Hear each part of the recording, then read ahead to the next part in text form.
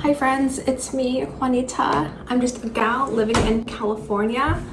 For those of you who are new to my channel, I'm a low-income single mom and my son is 9 years old. He's about to enter the 4th grade this school year.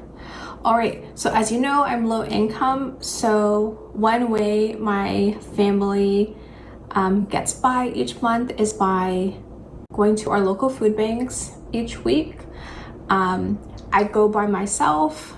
Usually my son is in school or in summer school, and the one that I go to, you have to kind of like line up and wait for them to hand you the food. All right, so I want to talk about some experiences I've had with men while waiting for my food at the food bank. All right, so whenever I go to the food bank, I try not to dress attractive.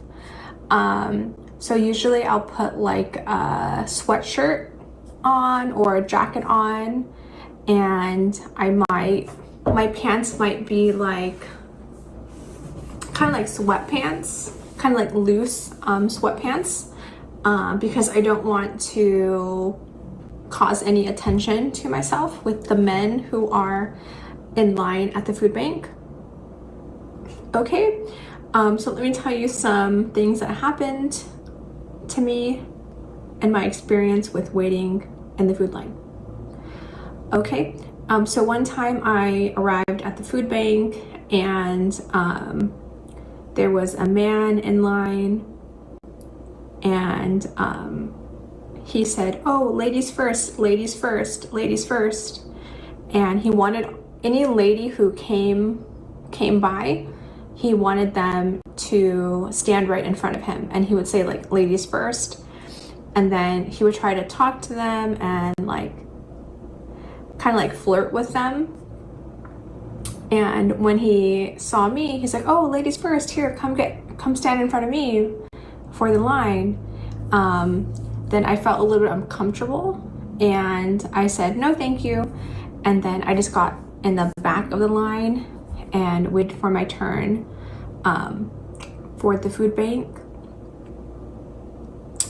And another time, somebody approached me and tried to ask me for my name and my phone number and ask if I'm like single. And usually I will just say I'm not single.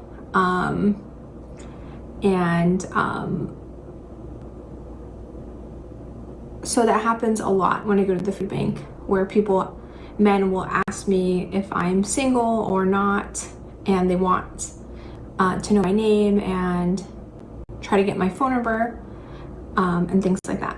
So usually I would say, "Sorry, I'm not interested. You know, I have a boyfriend." I just lie. I have a boyfriend, and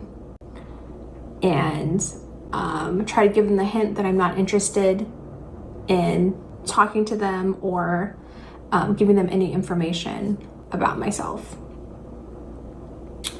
Okay, and there was another food bank I used to go to. It was like maybe 20 minutes away from where I live, and there was a man who, whenever he would see me, he would try to give me a hug, and then whenever it was time for me to go, I got my food, I'm like starting to walk towards my car, then he would try to give me a hug like before I left. So he would try to give me 2 hugs. When he saw me, he would try to give me a hug, and then when I would leave, he would try to give me a hug.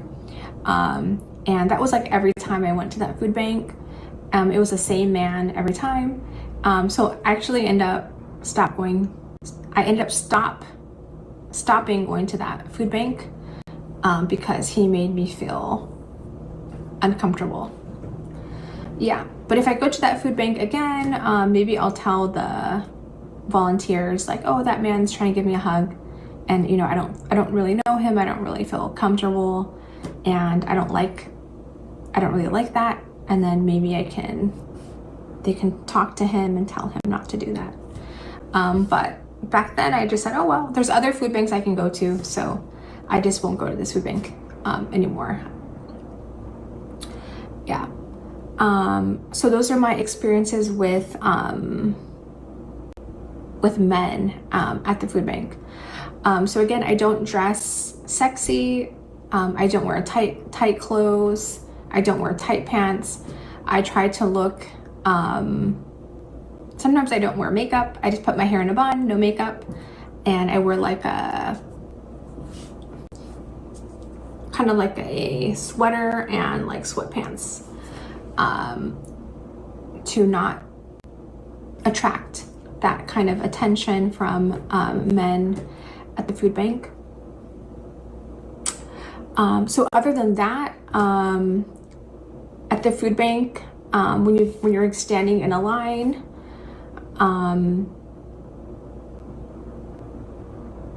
people get really upset if someone tries to cut the line.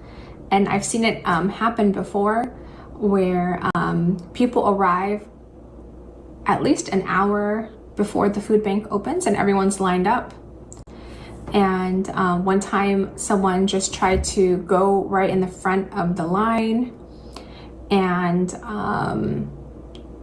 the people were like, hey, you know, we were here first, you know, the line is back there, you know, why did you just go in the front of the line? And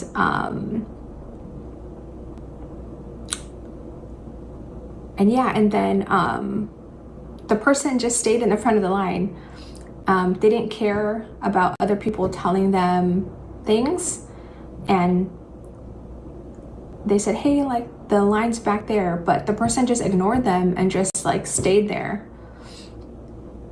And then once it was time for the food bank to open, they opened up the doors, and then the person who cut in line just ran into the food bank and they got their food first. Yeah.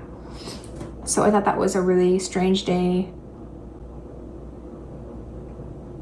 I was like really surprised that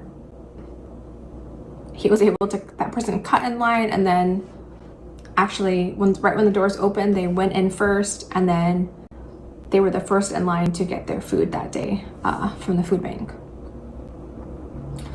Okay, another strange story was I was in line at the food bank, and there was a woman in front of me, and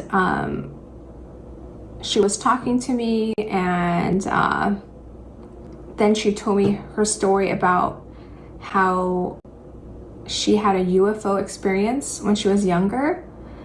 She was riding in a car with her mom, and then she seen something really bright in the sky, like a flash of light. And then she has no memory for a couple of hours, maybe like 3-4 hours. She has no memory.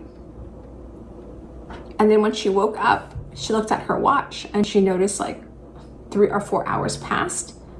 And then she has no memory of what happened.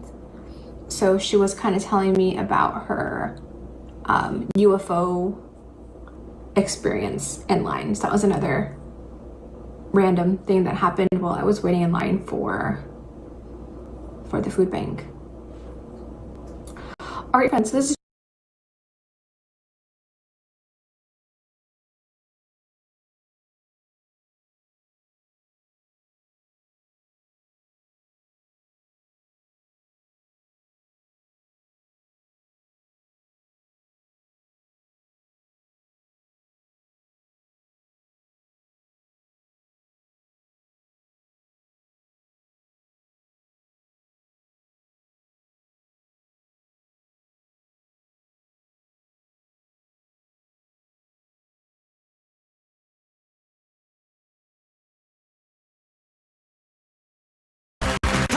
one of these lucky couples could win a dream vacation!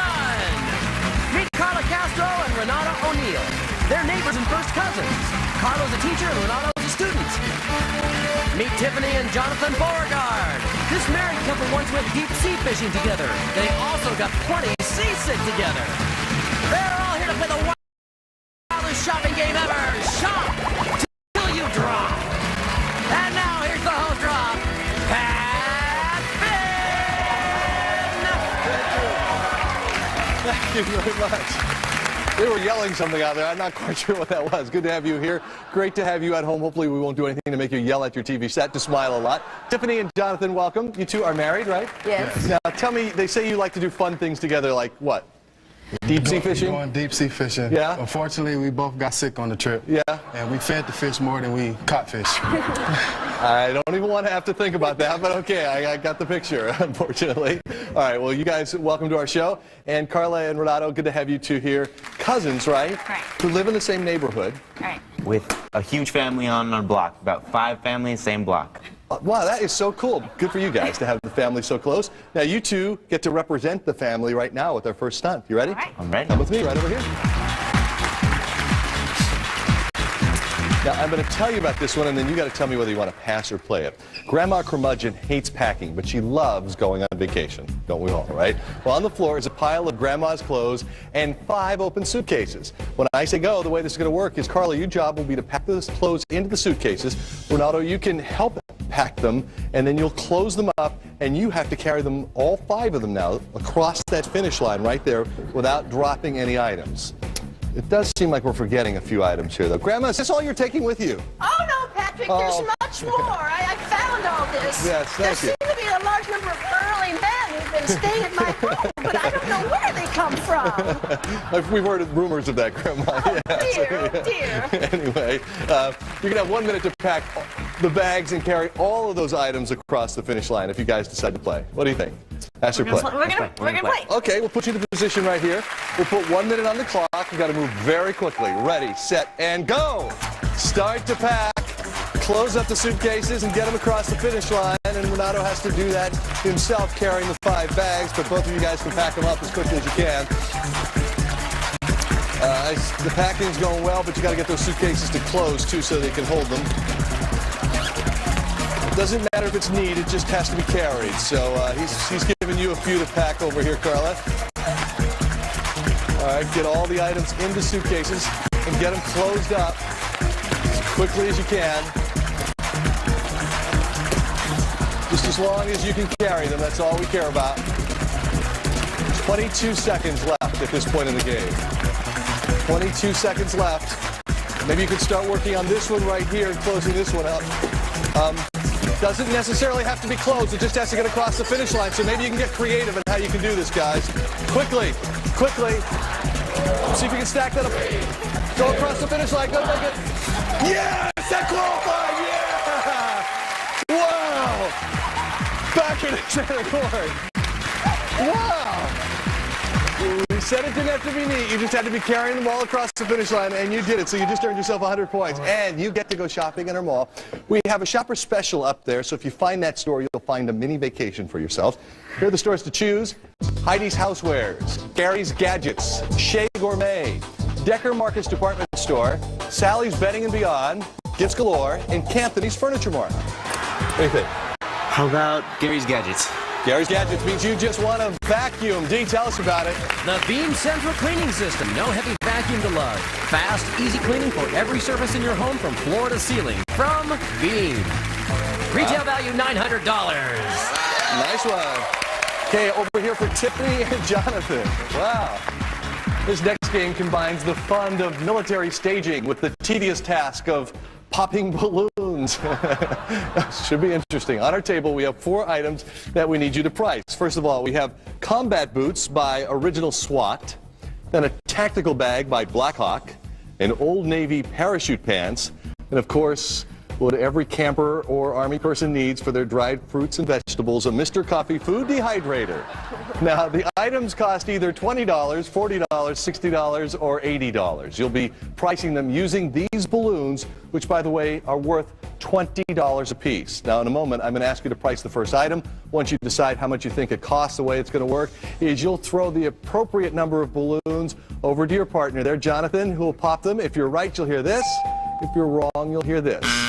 and you'll have to try again. You're going to have 1 minute to price all 4 items correctly, okay? Okay. We'll put you in a position over here. This can be your first balloon. We'll put 1 minute on the clock. You need to move very quickly. We're starting off with the combat boots by Original SWAT. Ready, set, and go. $80, 20, 40, Whoops. 60, There you go. 80, 80's wrong. Try again. 20, 40, 60, 60 is right. Very good. Move on to the tactical bag by Blackhawk. Quickly. 40, No, that's wrong. Try again. 80, 20, 40, 60, 60, Whoops.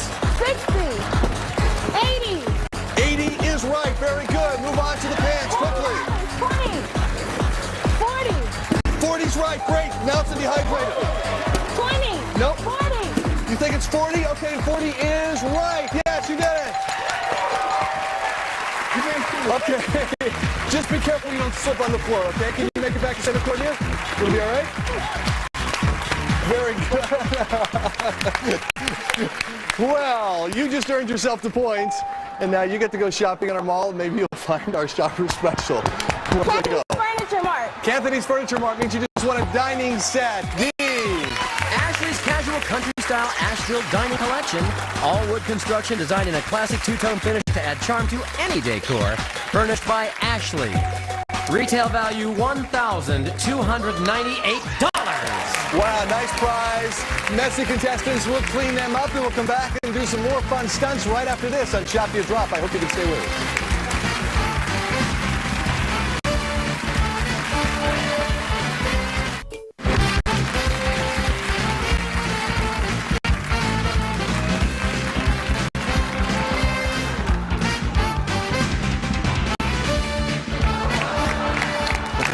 Welcome back, everybody.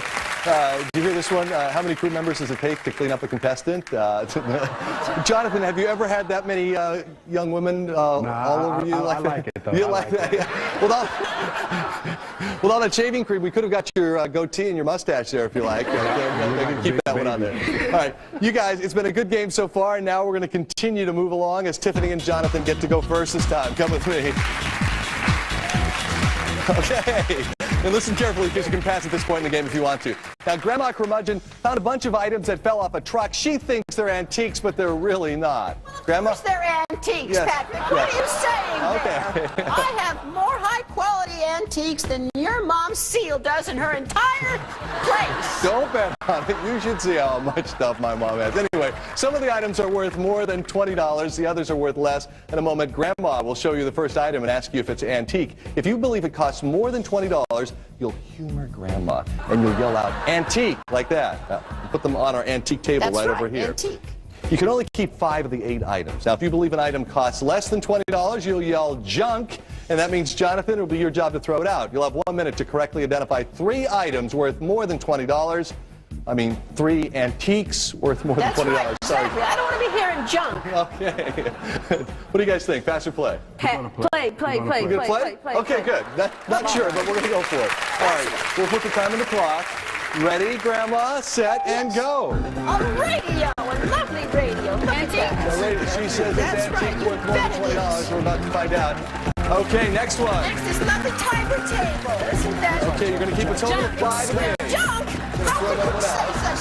He's Keep 5 of the 8. disrespectful. Olive oil. See, it's a beautiful canister. George Washington made Okay, you that. say that's antique. You're going to bring it over here. You need 3 more items to keep. Here we have an antique bar. Antique. That's exactly You right. need to keep 2 more items out of the rest of the items there. Case You're made going to out of keep an 2. alligator. See that? Jump. What are you saying there?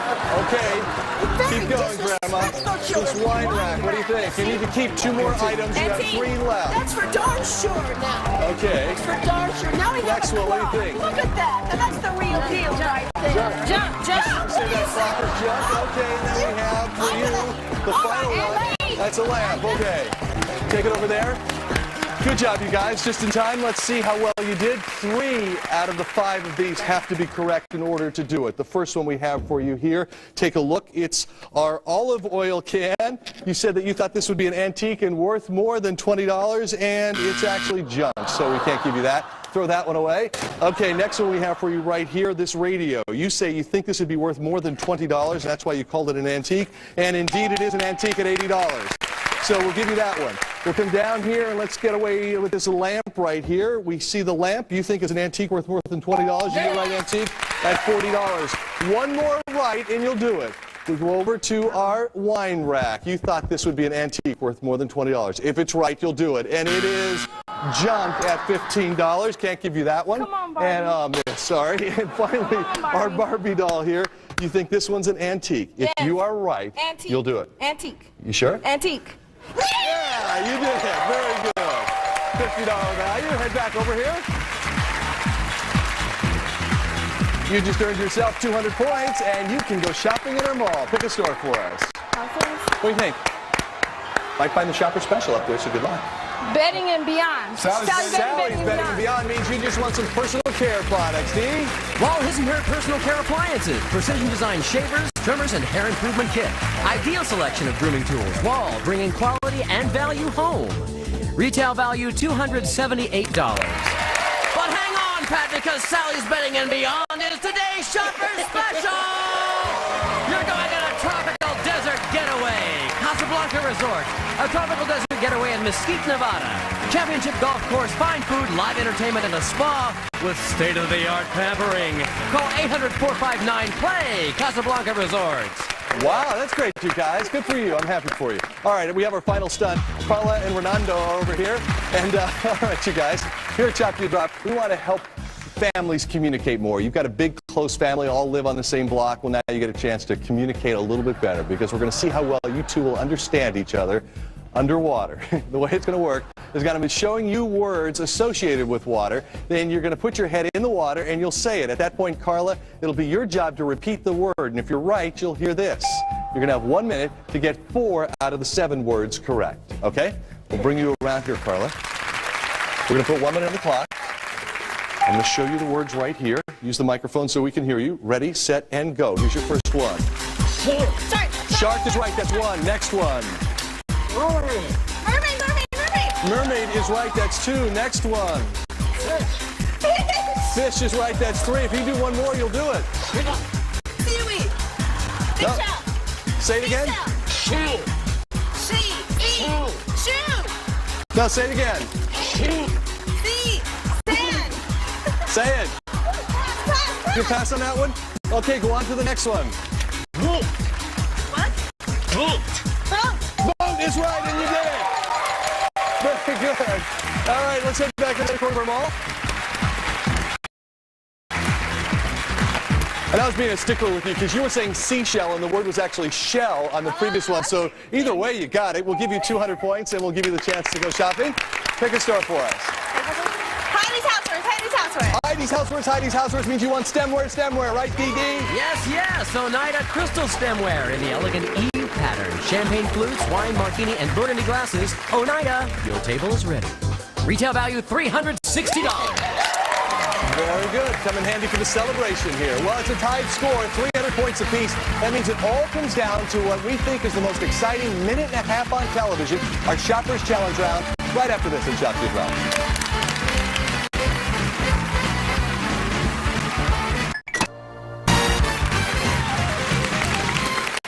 I was just checking out the questions. We have some good ones here, you guys, so just pay attention, and in a moment, we're going to find out who's going to get their chance to shop till they drop.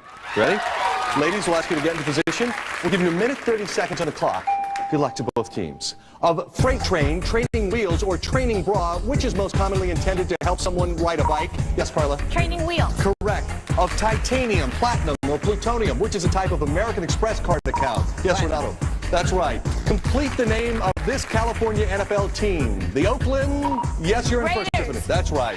Of emerald, Lucky Charms, or kryptonite, which is the traditional gift given for the 55th wedding anniversary. Yes, you're in first. Emerald. That's right. Of Matchbox, Hot Wheels, or Al Gore. Who makes the Superhighway play track? Yes, Tiffany. Matchbox. No, that's wrong, Carla. Hot Wheels. That's right. Of Romeo, Chippendale, or stud, which is commonly used to describe a type of earring. Yes, Renato. Stud. That's right. Of Washington, Lincoln, or Reagan, who's pictured on the American $5 bill? Yes, Tiffany. Washington. No, Lincoln. That's correct. Of maple leaf, beaver tail, or hockey puck, which symbol is on the Canadian flag? Yes, Renato. Tripoli. That's right. Of Tiki Wiki, Dipsy, or Tipsy, which is not an official Teletubby. Yes, you're in first, Carla. Tipsy. Right. Of Birkenstock, Woodstock, or Staten Island, which is a well-known brand of sandal. Yes, Renato. Of Birkenstock. That's correct. Of Sony, Dell, or Mac, who makes the VAIO computer? Yes. Dell. No, that's wrong. Carla? Sony. Sony's right. Of Burger King, Taco Bell, or Wendy's, which fast food chain used the classic slogan, "Where's the beef?" Yes? Wendy's. Yeah, Wendy's is right. Of lo-fi, hi-fi, or high tops, which is a common type of basketball shoe, Tiffany? High tops. Right. Of Out of Time and Carla and Renato, you're going to shop and draw. These guys were tough. Hey, you won the trip as well as the dining set, so you did a nice job. Thanks for being here, all right? We'll see you at the end of the show. You did it, yeah! In a moment, they will get their chance to shop till they drop, so please don't go away. Good for you. Welcome back, you guys. Congratulations, you two. One big family that lives on the block, right? And we can tell your family because as we went to commercial, Carla said to Renato, "Don't fall and slip because your mother would kill me." So that's the kind of thing family says to each other. This is all about winning a dream vacation, of course. To where, D? To Honolulu! Outrigger Islander Waikiki just steps to Waikiki Beach and world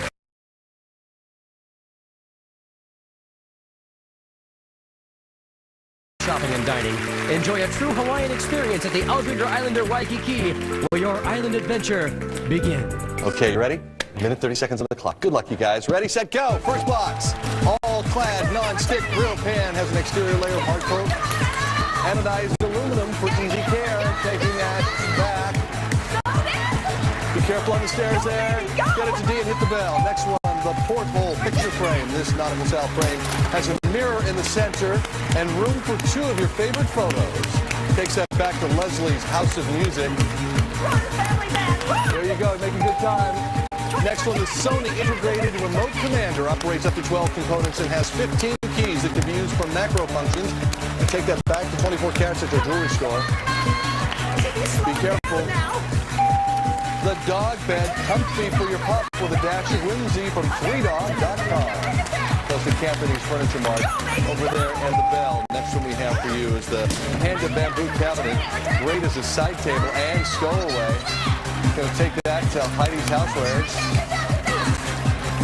And the Wave Mini CD Organizer. The stylish slim CD organizer has wood veneer finish. Going to take that to Gary's Gadgets. There's the bell and you did it. Very good. Right over here. Grandma. Junk. Junk indeed. All right, Grandma. It's okay. All of it's antiques, Patrick. All of it. Still stewing about It's worth that a lot of money. Yes. My apologies to my mom. All right, we're going to work our way down the table here. We're going to see if we can get you guys to Hawaii because it takes $2,500 to do it. We look inside the first of our boxes, Gary's Gadgets, and we come back out with an iron. Dee, tell us about Singer's innovative Magic Press. Portable, easy to use, and easy one-hand operation. Professional quality results and a fresh from the cleaner's look from Singer. the CD rack worth $60. This special iron you got is worth $210. Yeah, this is just representing the iron. It's a really cool one. Okay, Heidi's Houseware is next, and next we have this, D. Capresso Coffee Team Plus, the innovative Swiss-made bird grinder digital coffee maker combination. Automatically grinds and brews at the same time. A coffee lover's dream from Capresso. Took back that cabinet worth $70. This is $240, and that's a good start for you as we go to Anthony's Furniture Mart next and come back out with this, part of a lamp, D. A hit of the primitive and rare. These Harris lamps feature hand-worked metal with natural rope accents and richly styled parchment shades from Harris Lamps. The dog bed was worth $100. This is worth $375. Good. $16.75 to go as we go to Bob and Steve's Camera Shop, and inside we come back out with a nice camera, D. Argus high-resolution one-make internet digital camera kit. Sleek styling with an innovative design for today's lifestyle. An American tradition since 1936 from Argus. The pan was $120 that you took back. This is $280, and that's good.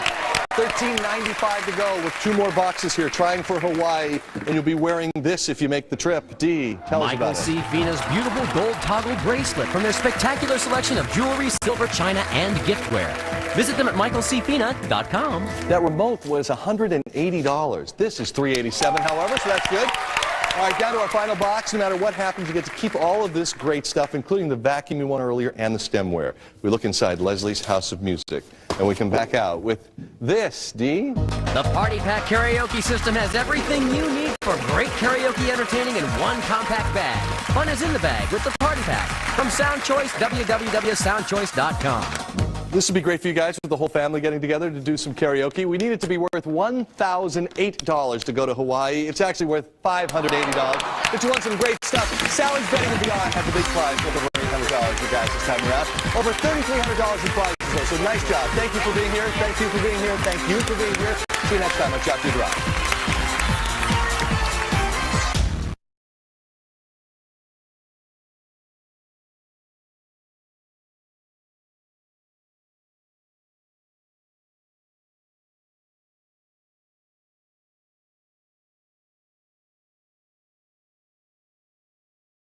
And Robert Abram. These friends met because they have one thing.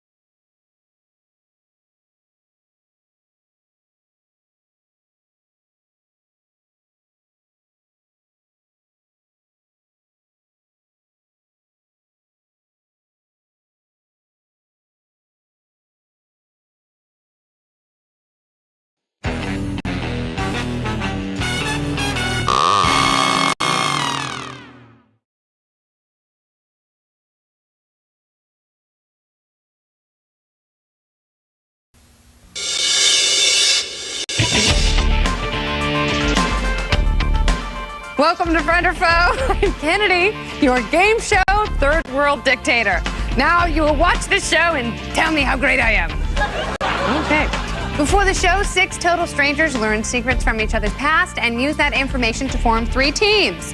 Let's meet our first pair, Gina and Elysia. Gina loves playing practical jokes and makes it a point to give her Thanksgiving leftovers to the homeless. But she stuffed her underwear in her ex-boyfriend's car to sabotage his new relationship. These ain't mine! If the panties don't fit, you must acquit. Her partner, Elysia, is from Salem, Oregon, and loves to snowboard. At an Andrew Dice Clay show, she got drunk and went on stage topless.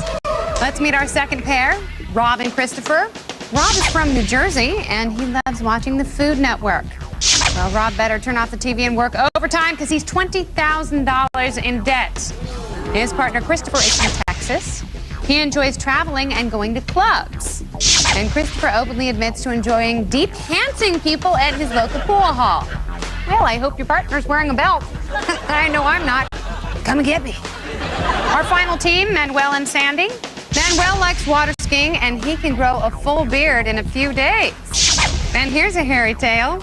When Manuel's girlfriend's gerbil died, he secretly replaced it. You never have 2 gerbils at home. His partner, Sandy, enjoys writing poems and is the mother of 2 teenagers. But Sandy was acting more like a baby when she drenched a friend in her Sunday best with a super soaker. Well, those are our teams. Get a good look. They will all eventually meet here at the awe-inspiring trust box to decide whether to share their money as friends or fight over it as foes here on Friend or Foe.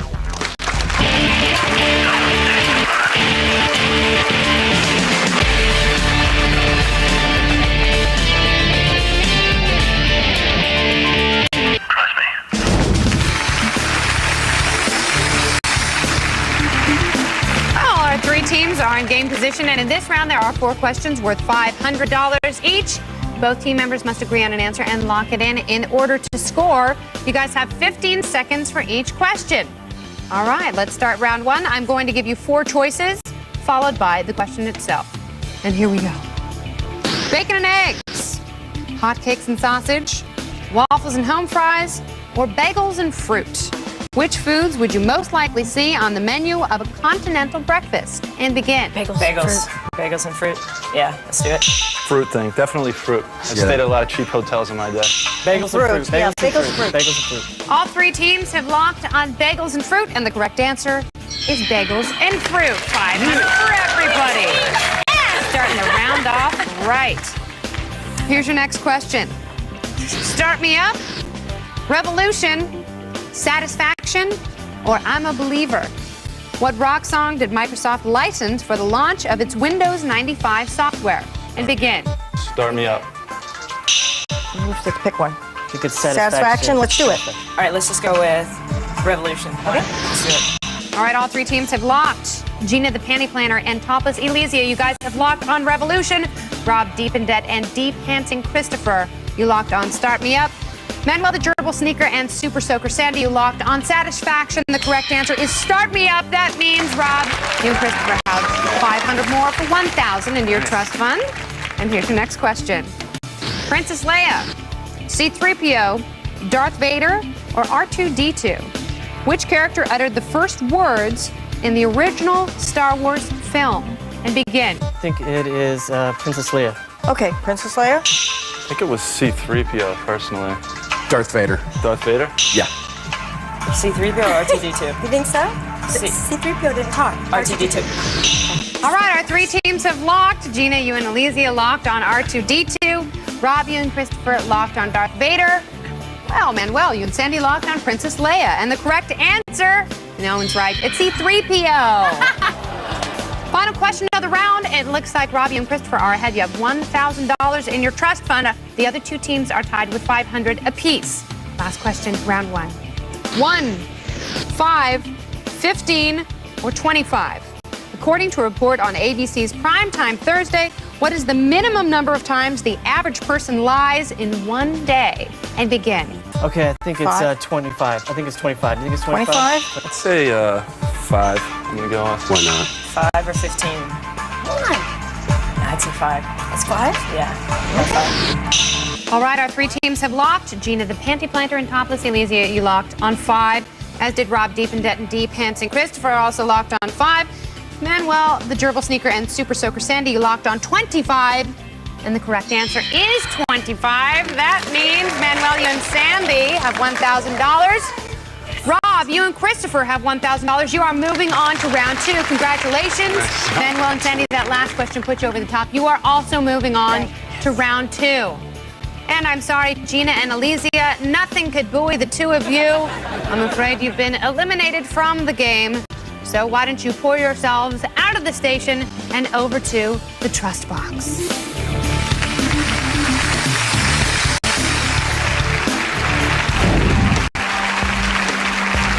Gina, Elysia, inside this trust box, you each have a button which you will use to indicate friend or foe. This decision will determine how your trust fund is divided.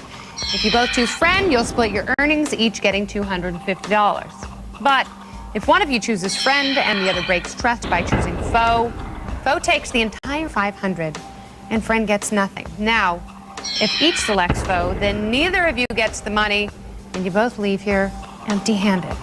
So let's think about this for a second. Now, Elysia, you're obviously a crazy girl. I mean, you got drunk and ran up on stage and took your top off at an Andrew Dice Clay show. It was an accident. Oh, that's what I said at my friend or foe audition when my clothes came off. And Gina, well, you're a church girl. You're just a sweet one. Mm-hmm. So I'm going to be upfront with you guys here. I mean, you have a whole rack of money, and I really hate for you guys to go bust. I mean, you both have been so perky with one another, and I really don't want to implant the idea of the two of you going foe, but one of you really could balloon your side of the cash. However, it could create quite a bit of cleavage between the two of you if you betrayed each other at the end. And I want you to leave here with a ton of good memories and, of course, a good-sized chest of money to go home with. I have to admit, I am milking this for all it's worth. All right. I'd like each of you to say something quick to your teammate, why they should trust you. Elysia, you go first. Gina, I've never, ever stolen a man from a woman, ever. I promise you. Gina? We ended up together by default, and if we're friends, you're gonna win no matter what, and you can trust me on that. All right, the time for talk is over. Please slip your hands inside the trust box. It's time to choose friend or foe.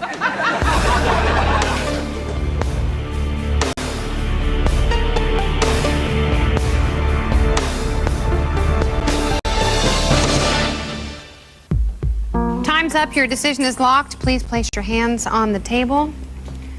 $500 is on the line. Let's see who's a friend and who's a foe.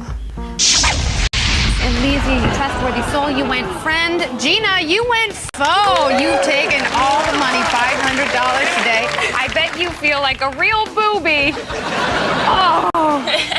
Well, congratulations, Gina. 2 teams are left. Will the remaining teammates rap together like Run DMC or rap alone like LL Cool J? Find out when we return to Friend or Foe.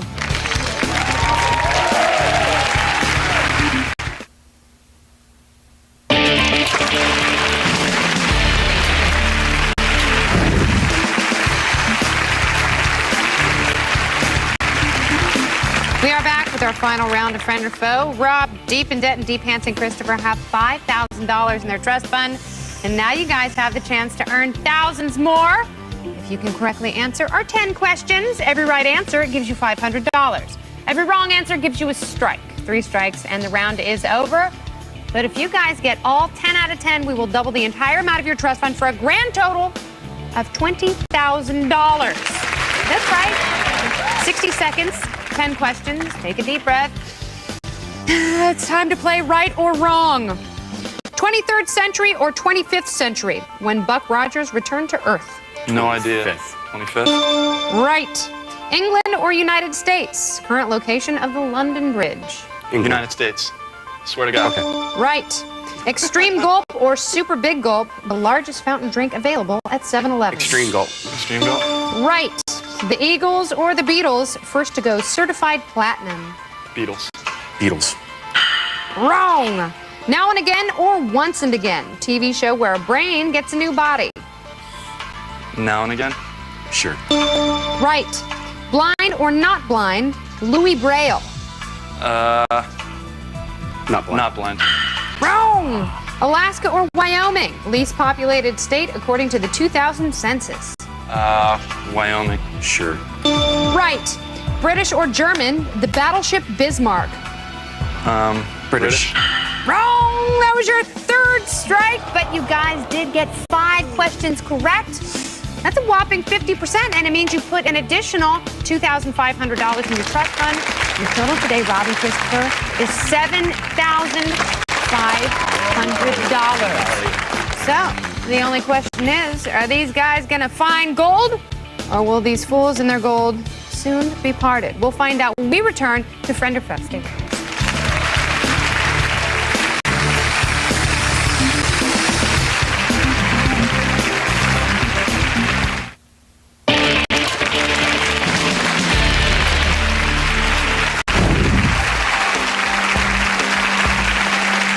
Welcome back to Friend or Foe. Our 2 remaining players have arrived at the final trust box where $7,500 is on the line.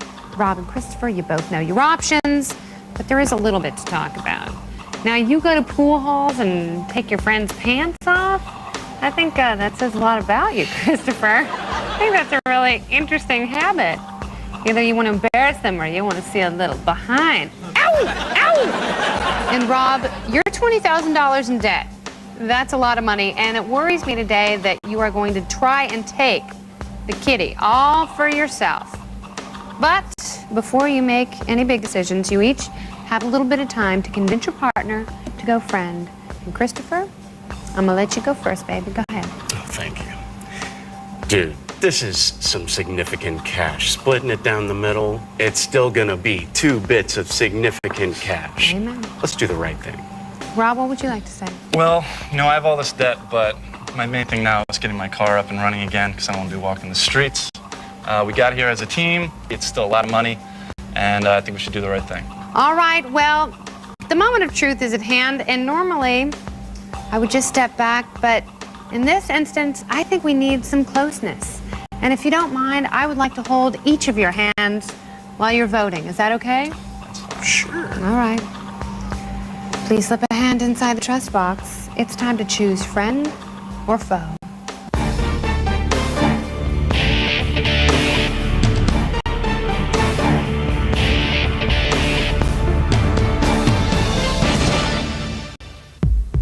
time's up. Your decision is locked. Please place your hands on the table. Well, I hope you two have done me proud and not sucked away my life energy today. $7,500 is up for grabs. Let's see who's a friend and who's a foe. Christopher, you went friend. So that means... I'm a sucker. Well, maybe you are. You're either a sucker or a really trusting, great guy. But either way, you've handed Rob at least half the money and maybe all of it. Does he really seem like he's worthy of all that money? Do you wish you could change your vote right about now? You did go friend, though. Got my own conscience to live with. All right. Well, Rob, you streetwalker. Let's see if you're friend or foe. You went foe. He's taking $7,500 home. Half of it is your money. Why, dude? $20,000, What's wrong with you? Gotta do what I gotta do. We held hands. I thought that meant something. It did, but I've got a black heart, Kennedy. Okay, Joan Jett. Well, thank you for joining us. We'll see you next time on the game where knowledge can make you money and money can make you a friend or a foe. What was going through your head? The moment, like, it really sunk in. Did you want to hit him? He seemed a little violent. Did you want to push him? So, are you sad you came on the show? Do you wish that you had voted differently? Did you get the girl's number with the big boobies backstage?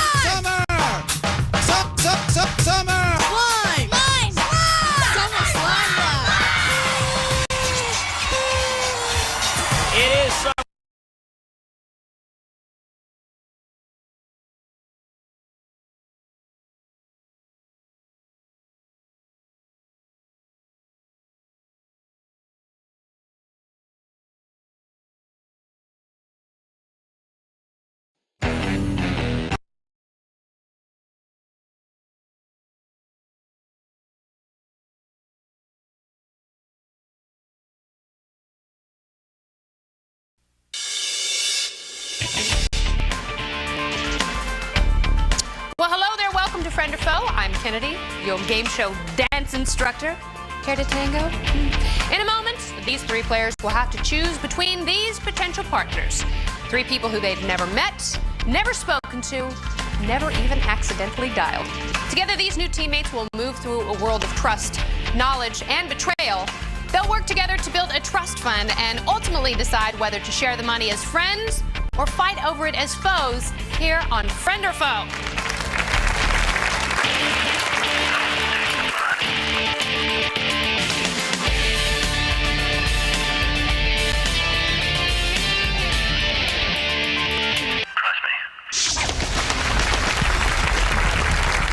Welcome back to Friend or Foe. It's time to meet our three players.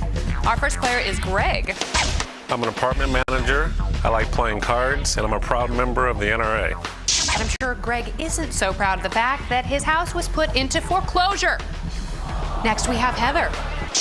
I work as an assistant at a baby talent agency, and I love body surfing and bonfires on the beach. Heather also has a real talent for sneaking into the movie theater through the emergency exit. And finally, there's Lance. I'm a horse trainer, and I've rescued injured animals, including a seagull and a goat. Lance has some animal instincts of his own. When a guy made him angry, Lance marked his territory in his shampoo bottle. Well, we've met our three players, and now it's time to meet their potential partners. Our first potential partner is Lucy. I'm a legal secretary. I enjoy karate and playing the clarinet. She also enjoys playing her friends. Lucy once stole a friend's ring and then hawked it. Next, there's Brian. I'm a professional poker player. I'm also an expert when it comes to cartoons and Broadway musicals. Brian has plenty of time to sit around watching cartoons while his wife, the research chemist, is out making an honest living. Finally, you have Nicole. I'm an artist from Santiago, Chile. I enjoy sculpting, dancing, and photography. But Nicole's parents back in Chile don't know how she supports her art. She sells adult movies over the phone. Well, players, those are your choices. It's time to pick your partners. Greg, who did you choose? I chose Brian. Heather, who did you select? I chose Nicole. And Lance, who will it be, Lance? I chose Brian. All right. Well, Heather, you and Nicole are officially a team. And Brian, since more than one person has selected you according to the Friend or Foe rules, you get to pick your partner. So who will it be, Greg or Lance? I'll go with Lance. All right, then. Congratulations. And that means, Greg, you and Lucy are now a team. Our teams have been formed. The test of knowledge and of trust is about to begin when we return to Friend or Foe.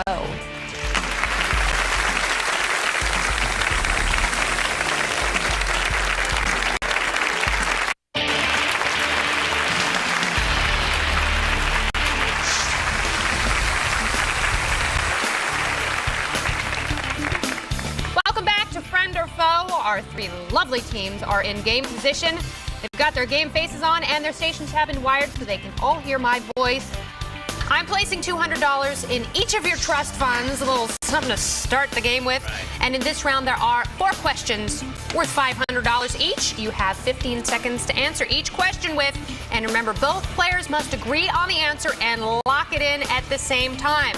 So laugh, talk, slap each other, whatever it takes to come to a mutual decision, but you must agree on the answer. You guys ready for your first question of round 1? All right, here we go, party people. If you were in Brazil and asked to do the national dance, what dance would it be? Tango, mambo, samba, or rumba? And begin. I know nothing about any of the dances, so we'll go with tango's fine. Tango's fine. You think the samba? Yeah. Okay, want to lock it in? Yeah. Okay. I would say samba. Yeah, Let's go with samba. Let's go with samba. All right, everyone has locked in. Greg and Lucy, you thought it might be the samba. Heather and Nicole also thought it might be the samba. However, Lance and Brian doing their own dance in there went with the tango. The correct answer is samba. Here's your next question, you guys. Which of these cities' baseball teams does not have an animal-inspired name? Detroit, Baltimore, Toronto, or Seattle? And begin. I have no idea. Okay, You're a sports girl? Toronto. I know it's not Baltimore. Seattle Mariners. Mariners. Yeah. Toronto? Toronto. We'll go with that. I don't know which one. Let's pick something. All right, everyone has run out of time, and Greg and Lucy, you guys thought it would be Toronto. Heather and Nicole, you took too much time and didn't lock in an answer. Lance and Brian, you guys think it's Seattle, and the correct answer is Seattle. What's up? Yeah, good job. It's the Seattle Mariners. They're not animals. Well, maybe some of the fans at the game are, but hey, they love Ichiro. All right, here's your next question. Which actor and actress did People magazine readers vote as having the most on-screen chemistry? Gere and Roberts, DiCaprio and Winslet, Hanks and Ryan, or Allen and Keaton? And begin. I think probably Tom Hanks and Meg Ryan. Yeah. I think it was Gere and Roberts. Yeah. That's what I heard. Okay. I think so. Want to go with that? Yeah, because Okay. I have no idea. Okay, let's try that. We're running out of time. Lock something. All right, we'll go with that. All right, everyone has locked in. Greg and Lucy, you guys think it's Gere and Roberts. Heather and Nicole, you guys also said Gere and Roberts. However, Lance and Brian went with Hanks and Ryan. Sounds very close to your guys' names. Maybe you guys have good on-screen chemistry. Well, it looks like it because the correct answer is Hanks and Ryan. Good job. And wow, Lance and Brian are each having a hernia, and they've got $1,200, putting them in the lead. Don't worry, Heather and Nicole, you guys are tied with Greg and Lucy with $700 each. Here's your final question of the first round. Statistically speaking, there's a 13 times greater chance of being killed by lightning than being killed by which of these? Snake bite, drug overdose, dog bite, or bee sting? And begin. Snake bite, maybe? Because it's a little more. Okay. A greater Dog chance. bite, I would say. I would say that too. Okay, lock it. All right. Want to go by dog bite? Actually, yeah, bee sting or... Quickly, go Okay, your pass. let's go bee sting. Okay. All right, everyone has locked in. Greg and Lucy, you guys thought it might be a dog bite. Heather and Nicole, you guys thought it might be a bee sting. And Lance and Brian feeling very confident with snake bite, and that is the correct answer, snake bite. All right, Lance and Brian, you guys are going into the next round because you have $1,700.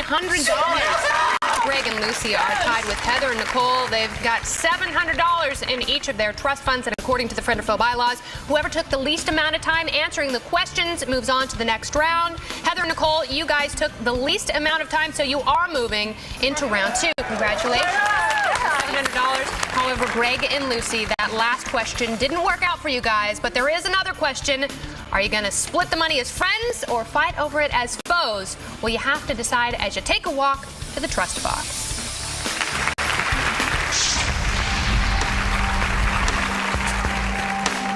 Greg, Lucy, welcome to the trust box.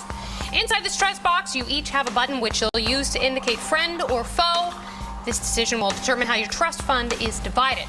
If you both choose friend, you'll split your earnings, each getting $350. Nice. But if one of you chooses friend and the other breaks trust by choosing foe, foe gets the entire $700, friend gets nothing. Now, if each selects foe, if you both leave here empty-handed, no one gets any money.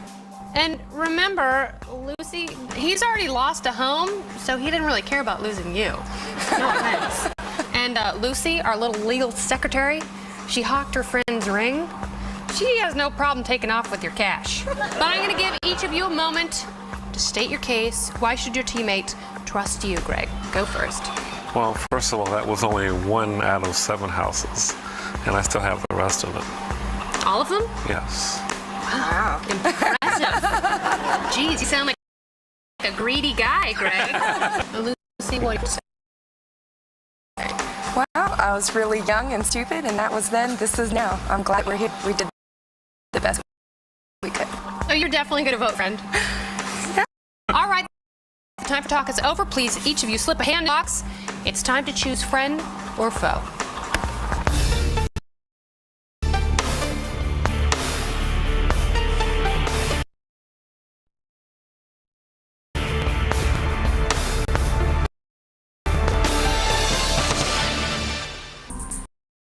Your decision is locked. Please take your hands out and place them on the table. Now, Lucy, you said you're a friend, right? Yes. And you trust her? Yeah. You trust her? Well, hopefully you can. Greg, $7 on the line. Let's see who's a friend and who's a foe.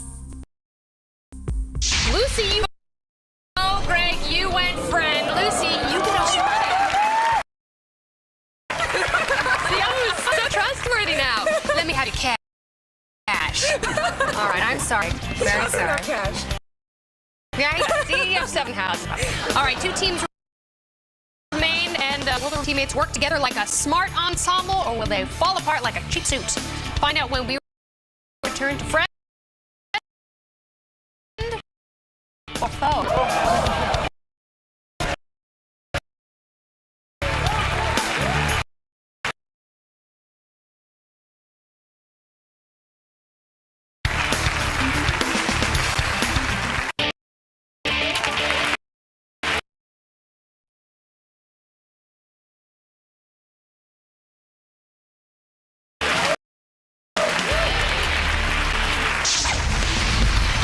Welcome back. Heather and $100 rates them. And round 2, anything can happen because we double the value of each question to $1,000. You guys ready to play? Yes. All right, here's your first question of round 2. Who was Marilyn Monroe's last husband? Joe DiMaggio, Tony Curtis, Arthur Miller, or Cary Grant? And begin. Arthur Miller. Okay, let's go. Yeah, let's go with that. Arthur Miller, maybe? Arthur Miller? Tony, I don't know. We got to pick one now. Let's do Arthur Miller. Okay, Arthur Miller. All right, both teams have locked in. Heather, Nicole, you guys thought it might be playwright Arthur Miller. Lance and Brian, you also went with good old Art. And the correct answer is Arthur Miller. Marilyn was married to James Doherty, then Joe DiMaggio, then Arthur Miller, and now she's married to Elvis in the sky. Hallelujah. All right, here's your next question. If you wanted to keep the measurement equal, which of these would work best as an alternate title for HBO's original series, 6 Feet Under?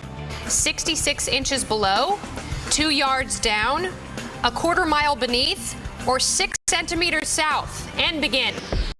2 yards through. 2 yards down. Yeah, 2 yards. Okay. That was a quick one. Both teams might be 2 yards down. Lance and Brian, you concur 2 yards down, and the correct answer is 2 yards down. Here's your next question. Question number 3. Which of these is an International Delight coffee creamer? Southern Butter Pecan, Toffee Kahlua, Chocolate Hazelnut, or Original Vanilla Swirl? And begin. Chocolate hazelnut? Yeah, that's the one I've heard of. Yeah, Okay. chocolate hazelnut. Let's do it. Kahlua? That sounds good. I'll go with that one. All right, both of our teams have locked in. Heather and Nicole, you guys thought it might be chocolate hazelnut. Sounds tasty. Lance and Brian, you guys thought it might be toffee Kahlua. I think that's wishful thinking because the correct answer is Southern Butter Pecan. Nobody scores on that one. However, going into the last question, it's still a horse race. Lance and Brian are in the lead with $3,700. Heather and Nicole, you guys can catch up. Remember, these questions are worth $1,000. You guys have $2,700. Here's your fourth and final question. It is possible to see both the Atlantic and Pacific Ocean from the top of a volcanic peak in which of these countries?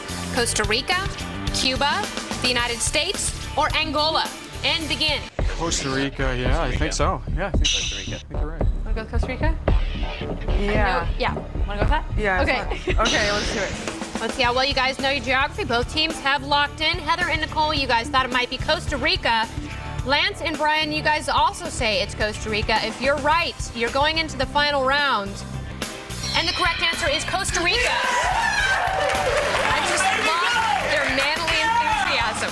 God, it's very Super Bowl. All right, so nice work. You guys are going into the finals. Good job. And you know what, Heather and Nicole, $3,700, nothing to sneeze at. You got that last question right. It wasn't quite enough, but you guys do have another question between the two of you. How are you going to split up the money as friend or foe? You have to decide because, ladies, you're coming on down to the trust box.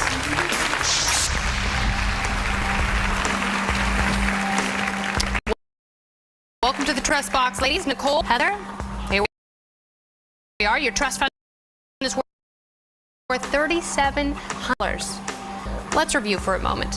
We're here, lovely talent. So the talent agency usually gets 10%. But today, Nicole should be taking 100%. And Nicole likes the phone. Our viewer's going to be fast forwarding to the good part where she takes all the cash. All right, I'm going to give each of you a moment to speak your mind. Heather, first. I picked you because I thought you looked like a really nice person, trustworthy, and I think we worked really well together. Answered a lot of questions together. Nicole, anything you'd like to add?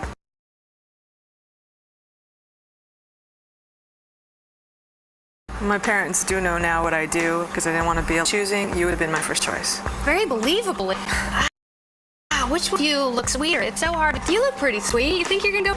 Maybe. All right, I'm going to step back.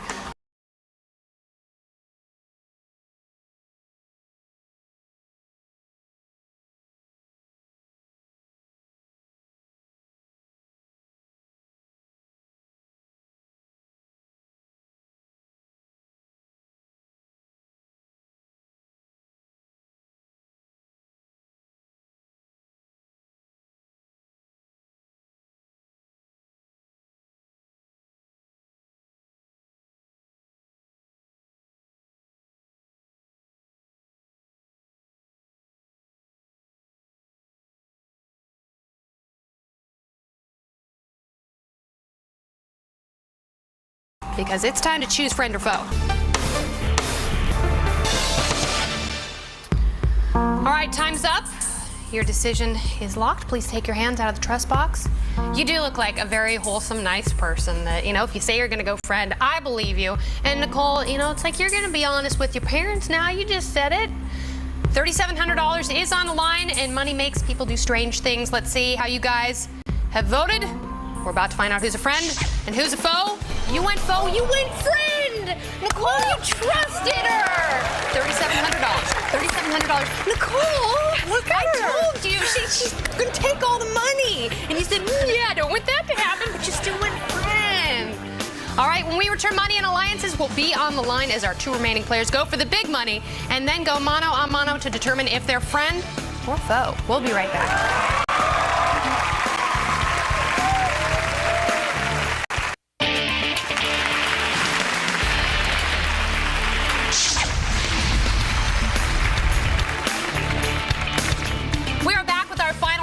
of Friend or Foe, and Lance is shaking his imaginary maracas while Brian is nauseated. No, of course not. They've amassed a trust fund worth $4,700, which is a very impressive amount of shekels. However, gentlemen, we will give you the chance to earn thousands more if you can correctly answer 10 questions. Each question is worth $500. If you get all 10 questions right, we will double the amount of money in your trust fund for a grand total of $19,400. However, if you do get an answer wrong, we'll give you a strike. 3 strikes, and the round is over. So keep that in mind. 60 seconds, 10 questions. Let's take a deep breath, because it's time to play right or wrong. Here's your first question. Microsoft or Apple? The slogan, think different. Microsoft. Microsoft. Wrong. Oh. Little Caesars or Domino's? The slogan, pizza, pizza. Little Caesars. Little Caesars. Right. Father's Day or Mother's Day in June? Mother's Day. Father's Day. Father's Day. Right. Lincoln Logs or Tinker Toys? Sticks and spools. Tinker Toys. Tinker Toys. Right. Supreme Court Justice or E Street Band member? Clarence Clemens. E Street Band member. E Street Band member. Right.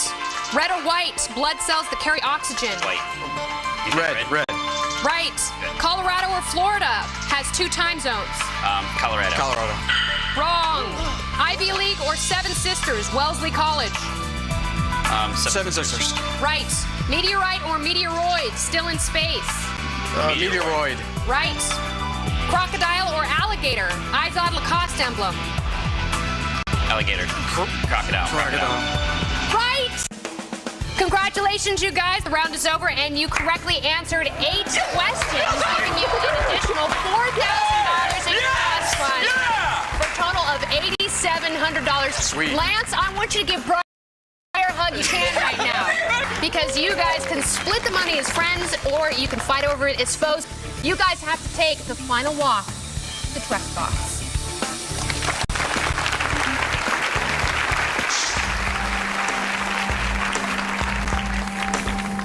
All right, the moment has arrived. It's our final test of trust between the gambler and the cowboy. And you guys know your options, so let's discuss this a little bit. Now, Lance, he's a wild cowboy, but is he going to ride off into the sunset with all that money? It's a lot of money on the line, Brian. And Brian, he's a gambler. Knows when to hold 'em, knows when to fold 'em. But if he votes foe, he could know the time to run with your cash. Lance, you guys wouldn't have gotten here if you hadn't worked so hard together. You were a brilliant team. All right, I'm going to give you guys each some sacred time to make your case to your teammates. Lance, you go ahead and go first.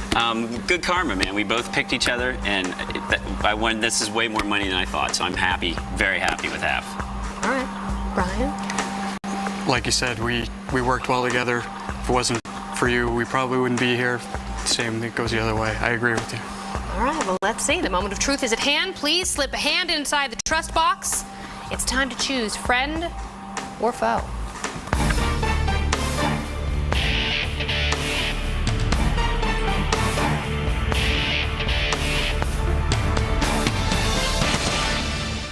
All right, you guys, time's up. Your decision has been locked. Please place your hands on the table. Lance, does Brian really look that trustworthy? I hope so. Right. And what do you think, Lance? Is he as much of a sunshine boy as he appears to be? I hope he is. All right. Well, $8,700 is up for grabs. Let's find out if you're a friend or a foe. Brian, you went friend. Lance, you also went friend. Yes! Splitting the money means you get to hug again and high five and slap each other's bodies. Oh, this is great. $4,350 for both of you. Oh, I haven't been touched like that since I was in the doctor's office. Well, thank you very much for joining us. We will see you next time on The Game, where knowledge can make you money and money can make you a friend or a foe. Yeah!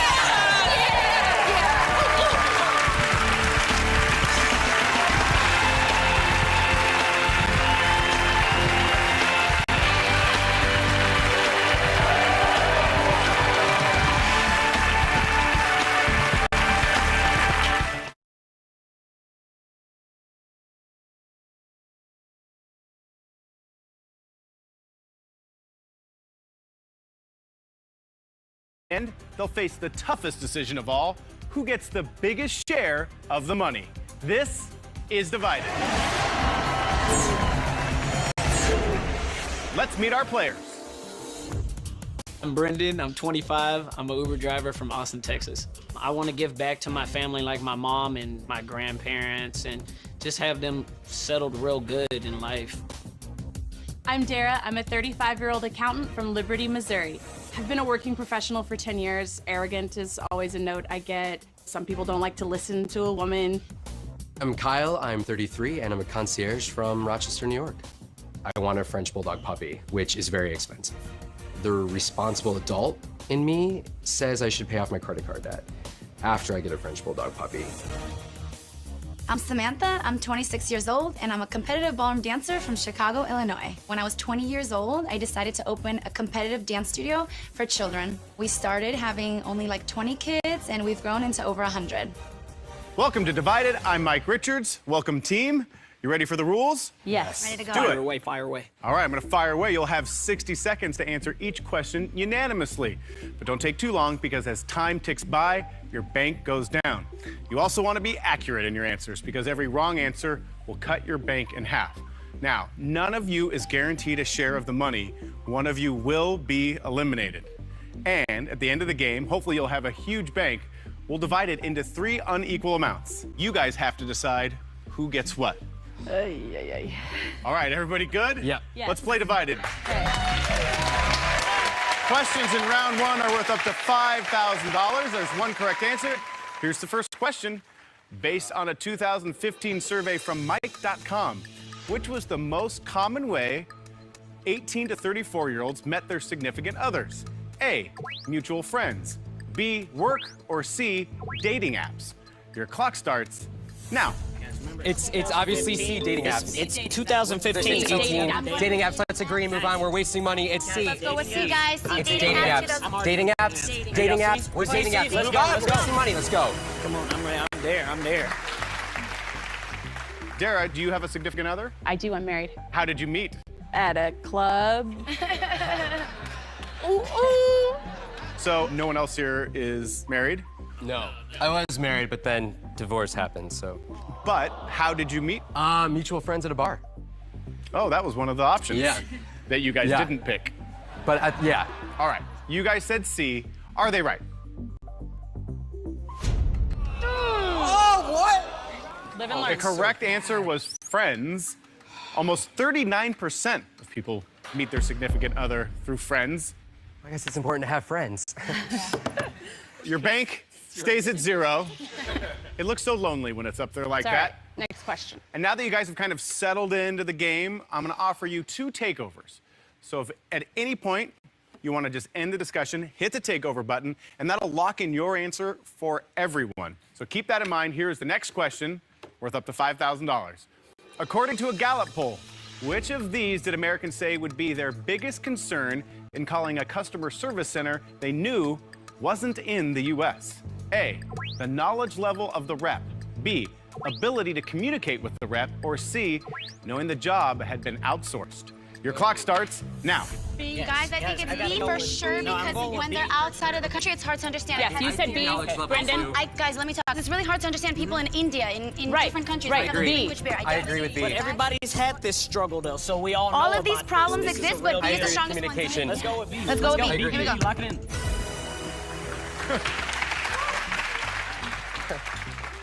They said B. Are they right?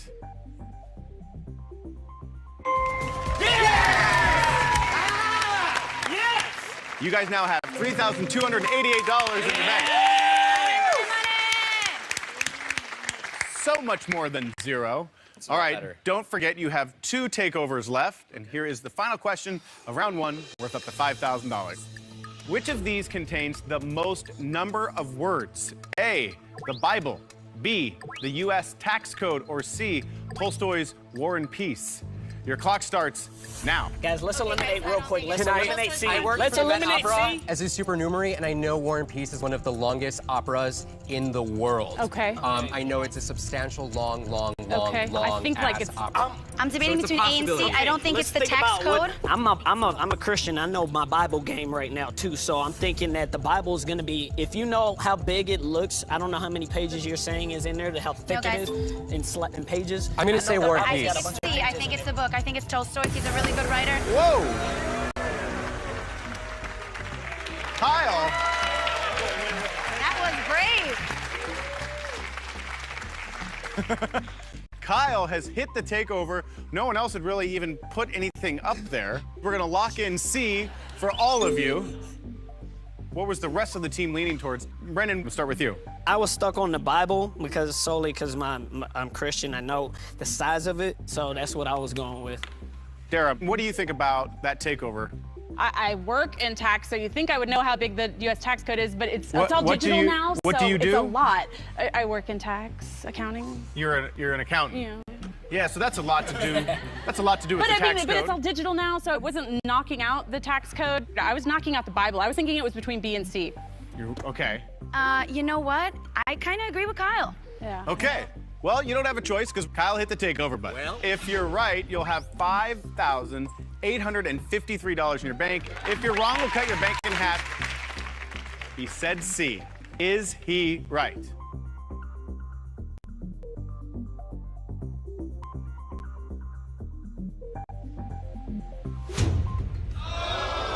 No.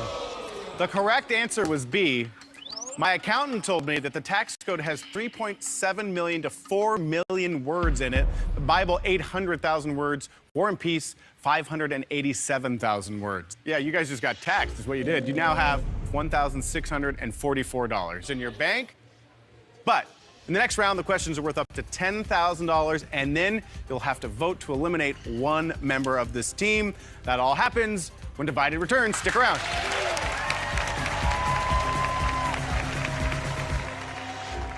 So far, Kyle, Samantha, Brendan, and Dara have banked $1,644. All right, so the next three questions are worth up to $10,000. Two of the three answers are correct. You have one takeover left. Here is the first question. Which two of these tourist spots grabbed the most visitors in 2015? A, Disney's Magic Kingdom in Florida.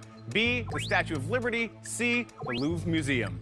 Your clock starts now. Okay, does anybody know what the Louvre Museum is? It's in France. Okay, It has good. the All Mona right, let's- Lisa, right? It has the Mona Lisa.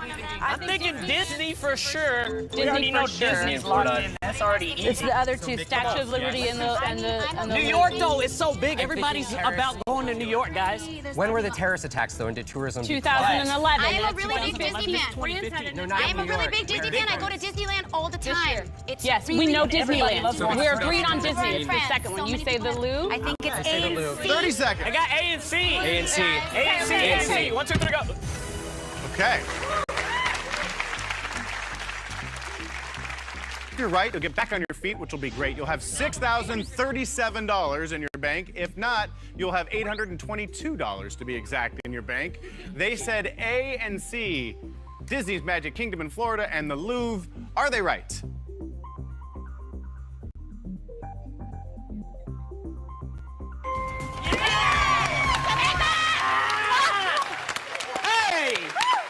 Hey! Hey, body shots. You gotta love Minnie Mouse. You banked $6,037. Yay! So much better. Okay. Next question, worth up to $10,000. I'll remind you there's two correct answers, and you have one takeover left. So you call the Pillsbury Doughboy, and you ask, hey, what are you wearing? Most likely say which two of these. A chef's hat. B, boots. C, a neckerchief. The clock starts now. Okay, guys, it's for sure A. Hey guys, I used to be called Pillsbury Doughboy because I was chubby, and it's and it was in for Halloween, and I know it, so it's hat and neckerchief, right? So it's Okay, AC. here we go, team. Okay, here we go, team. Dara, you seemed frustrated right at the end there. It only took you guys 9 seconds. What was that look of frustration? Oh, I just, you know, he had a piece of information, so, you know, what's the bottom line? The bottom line is, Which yes, I was you're trying right. to get there. I was here for Halloween because No, I knew you were And right. people used to We tap were my little all belly right. button, and so that's why I know. You did have personal knowledge. I just wanted you to say it quicker. Yeah. That's all. Me Just too. quicker, because every word is $1. Oh, it's way more than $1. It's way more. Yeah, it's way more than $1. They said A and C. Are they right? $14,000. We knew it, though. Okay. Well, you guys now have $14,378. Good job, guys. You have one takeover left. This is the final question of the round. Here it is. A Gallup poll found which two of these did most Americans think were the best long-term investment strategies? A, sticking money in the stock market. B, housing cash in real estate. And C, investing in gold. Your clock starts now. Guys, we already know C's not it. We already know A and B. We know it's A and B. My parents are in real estate. It's A and B. Let's go, let's go. Come on. Guys, A and B. Lock it in. It's not gold anymore. Gold ain't nothing. We're not doing gold. Yeah, they're both in stable markets. Yeah, I know they both unstable, but we're not doing gold. Okay. They said A and B. Are they right? Yeah! Yes! Hey! Okay. Opa! You guys now have $22,852. This team has banked a ton of money, which puts even more emphasis on what you guys are about to do. It is time to vote to eliminate one person from this team. Go ahead and lock in your votes now. We'll find out who they send home when Divided returns.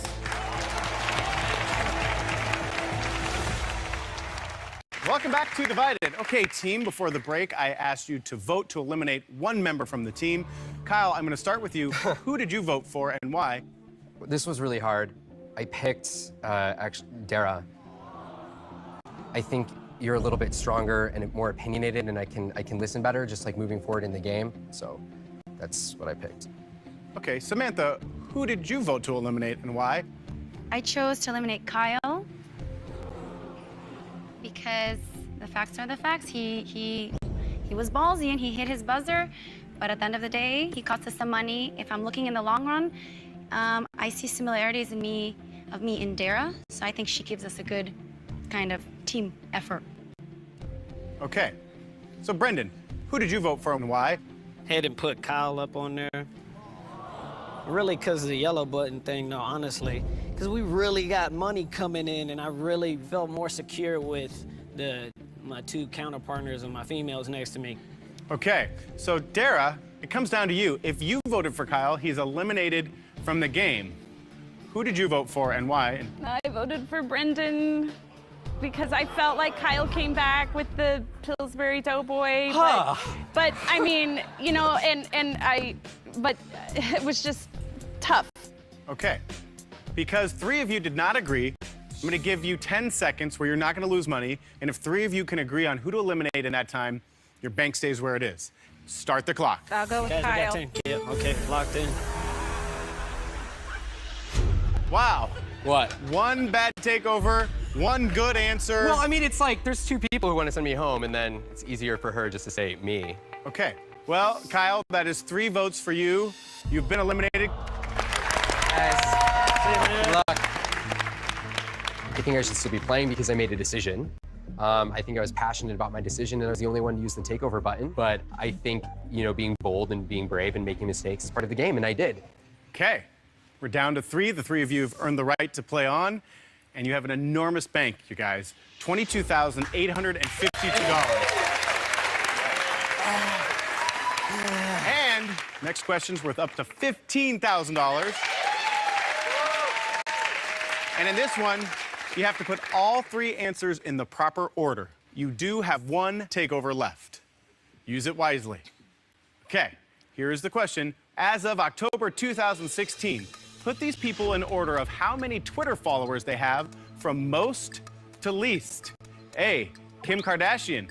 B, Justin Bieber. C, Pope Francis. Your Okay, guys, clock Kim starts Kardashian now. Kim Kardashian has the most. Justin Bieber, they said that Didn't he go got off fake Twitter? followers, yes, Yeah, and he then did Pope go off Francis Twitter. is Pope Francis. I'm going with wait, Kim, let's go with Justin. Kim I and screwed Justin. it up. Hold on, Kim. Justin, Yeah, Pope. ABC, ABC. Kim, got It's it. easy as Justin Bieber, 1, here 2, we go. 3. Let's go.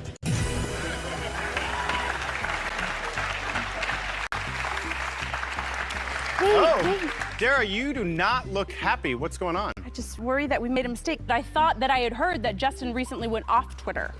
He went off of Instagram because they said he bought fake followers, so that was on Twitter. All right. Well, let's find out. Instagram, Twitter. I know my We social already knew media. Kim All right, let's Kardashian find out. Booty was up there, so. They said ABC. Are they right?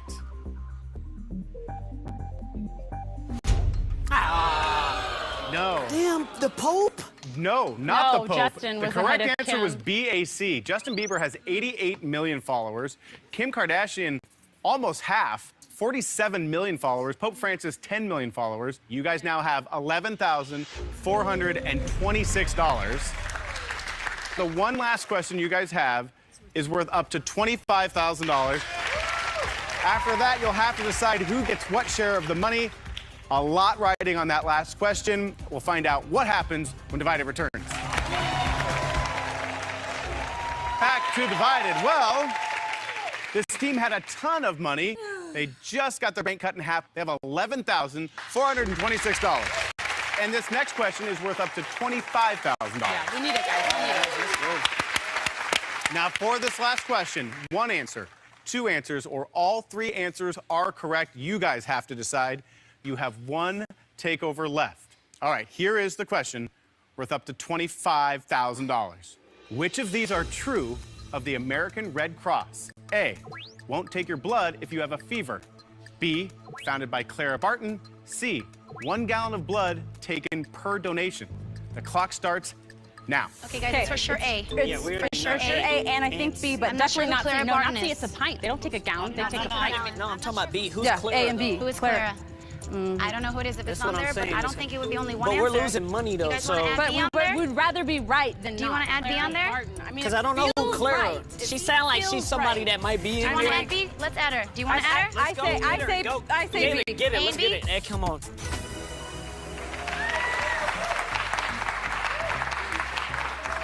Wow. So no one is sure about Clara Barton. I feel like I've seen it on a book in like 4th grade. You don't know who Clara Barton is. Oh, I have a feeling, Samantha. I have a feeling deep Well, within you better my hope gut. she knows. This was a huge gamble on a name that none of you had heard of. If you're right, your final bank will be $26,146. Great. If you're wrong, and that name came from somewhere else in your youth, you will be down to $5,713. A huge risk. They said A and B. Are they right? Right. It felt so right.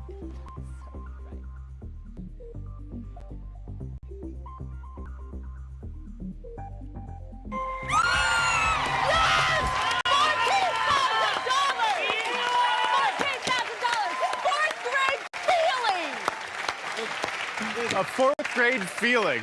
Yes. Clara Barton was a nurse in the Civil War. She was trained by Florence Nightingale. It all comes back to you now. 4th grade. Is Sure. that what? You guys now have $26,146. Great.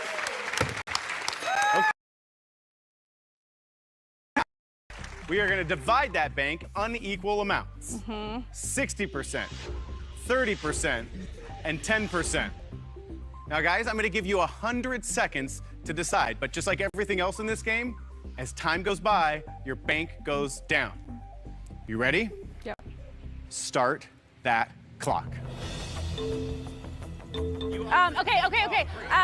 Guys, you guys, Clara I gotta Barton was say $14,000. That was a $14,000 question. I got the team there with the Disney. You guys thought it was a statue. We all said Disney. Yes, we all said Disney. That was already on the thing. I get the most. Guys, it's going down. It's going I think it's A, B, C. I'm not going with C. I'm Still think I'm A. I'm still A. Okay. I'm doing B. I gotta have the money. I am A. Yeah, I am A, B, C. I'm gonna be in the middle. I'm not You going. guys- I think I'm Brendan's not at going to C. C. I'm not going to C. Brendan's because I kept this team together. Really not A. Come on, guys, make a decision. I'm not going to C. I am I'll at take B. the B. I'm going take to the B. C. I'm You not got going the to C. C. Take the C. No, I'm not Otherwise, going I'm to going back to A. I'm not going to C. I get the A. I'm not going you get the to B. C. You get the All C. right, stop. Oh, guys. Well, you had a lot of money. You have now lost half of it. All right. So here's what I'm going to do. I'm going to give you each 10 seconds to plead your case. There was a little headway there, and then there wasn't, and now everyone's back to saying A. So now, 10 seconds.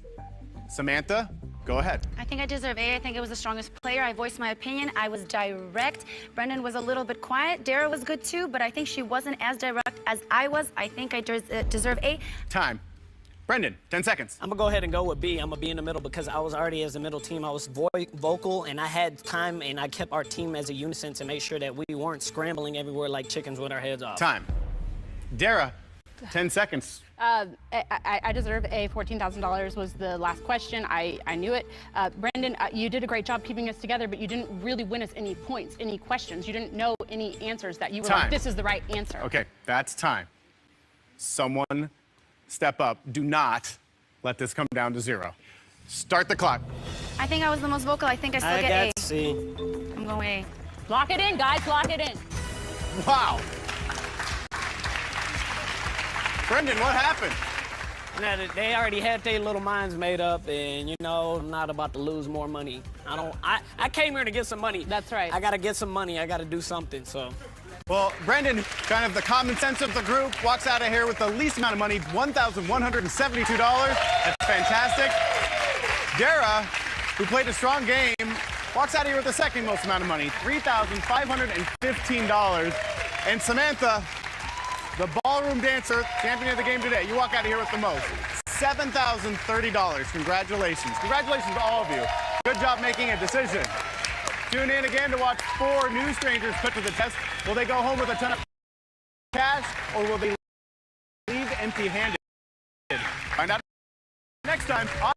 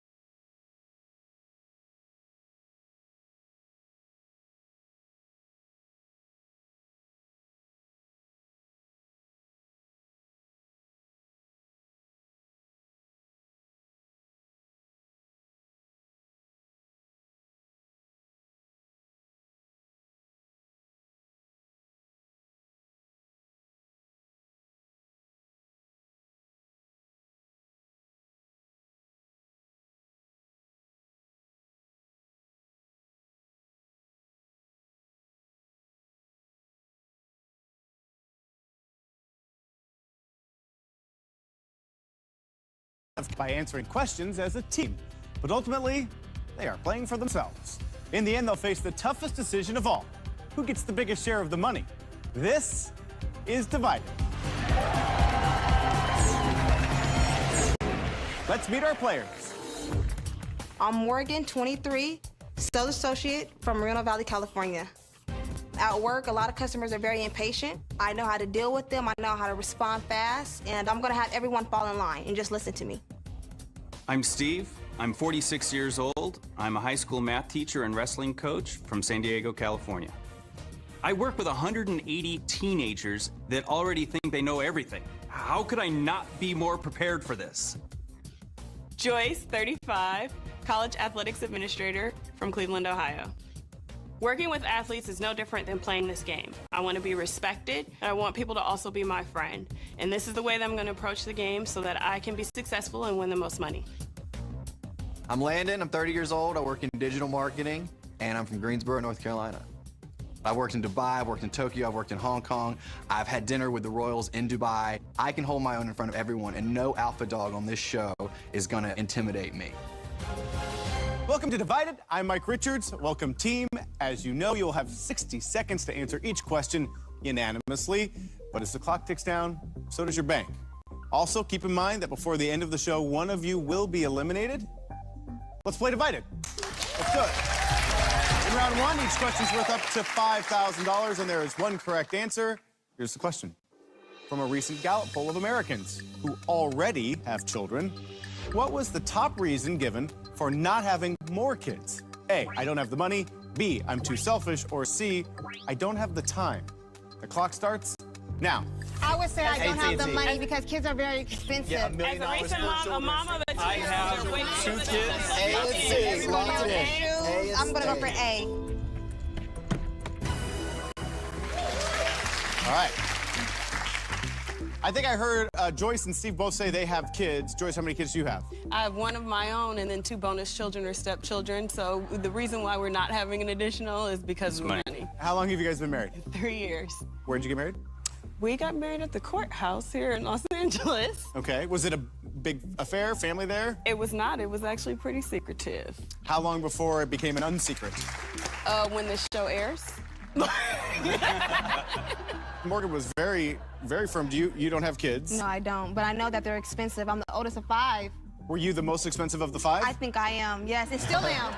All right. Well, they all said A, and they agreed very quickly, within 11 seconds, actually. If you're right, you're off to a great start. $4,048. If you're wrong, your bank stays at 0. They said A. Are they right? All right, good job, team. Good job.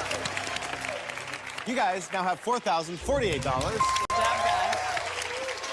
All right, now that we've got the first question out of the way, you do have 2 takeovers available to you. So if at any point you have heard enough, hit that red button. That locks in your answer for everyone. All right, use them wisely. Let's go on to the next question.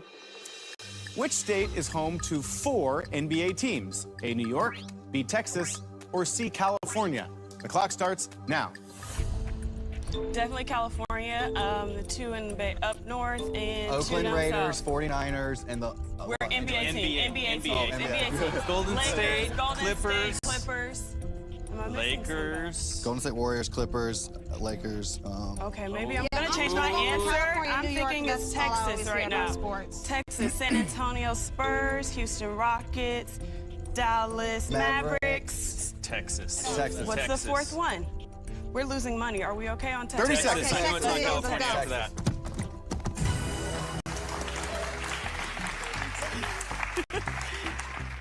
Does anybody here work in athletics or sports? I coach wrestling, I but do. that's really the main winter sport. That's cool. Crazy. Do you also teach? Right now, I'm teaching AP statistics. So, statistics is fun. So, Joyce, you said you're in athletics. What do you do? Yes, so I am a compliance administrator, so I make sure everybody is following the rules. Got it. But you don't follow other sports? I'm more into football, but I kind of So is know Landon. the team. Yeah. Yeah, clearly. All right. They said B. Are they right? No, you guys had it. It was California. The one you couldn't come up with was the Sacramento Kings. You guys lose half your bank. You have $2,024. Still one more question to go in this round. You do have 2 takeovers left. Here we go. Based on a YouGov poll, when do most Americans think felons should be able to vote? A, while they're in prison, B, as soon as they've finished their sentence, or C, never again? The clock starts now. Never again. Felons different than just a misdemeanor. If they're a felon, they lost that right.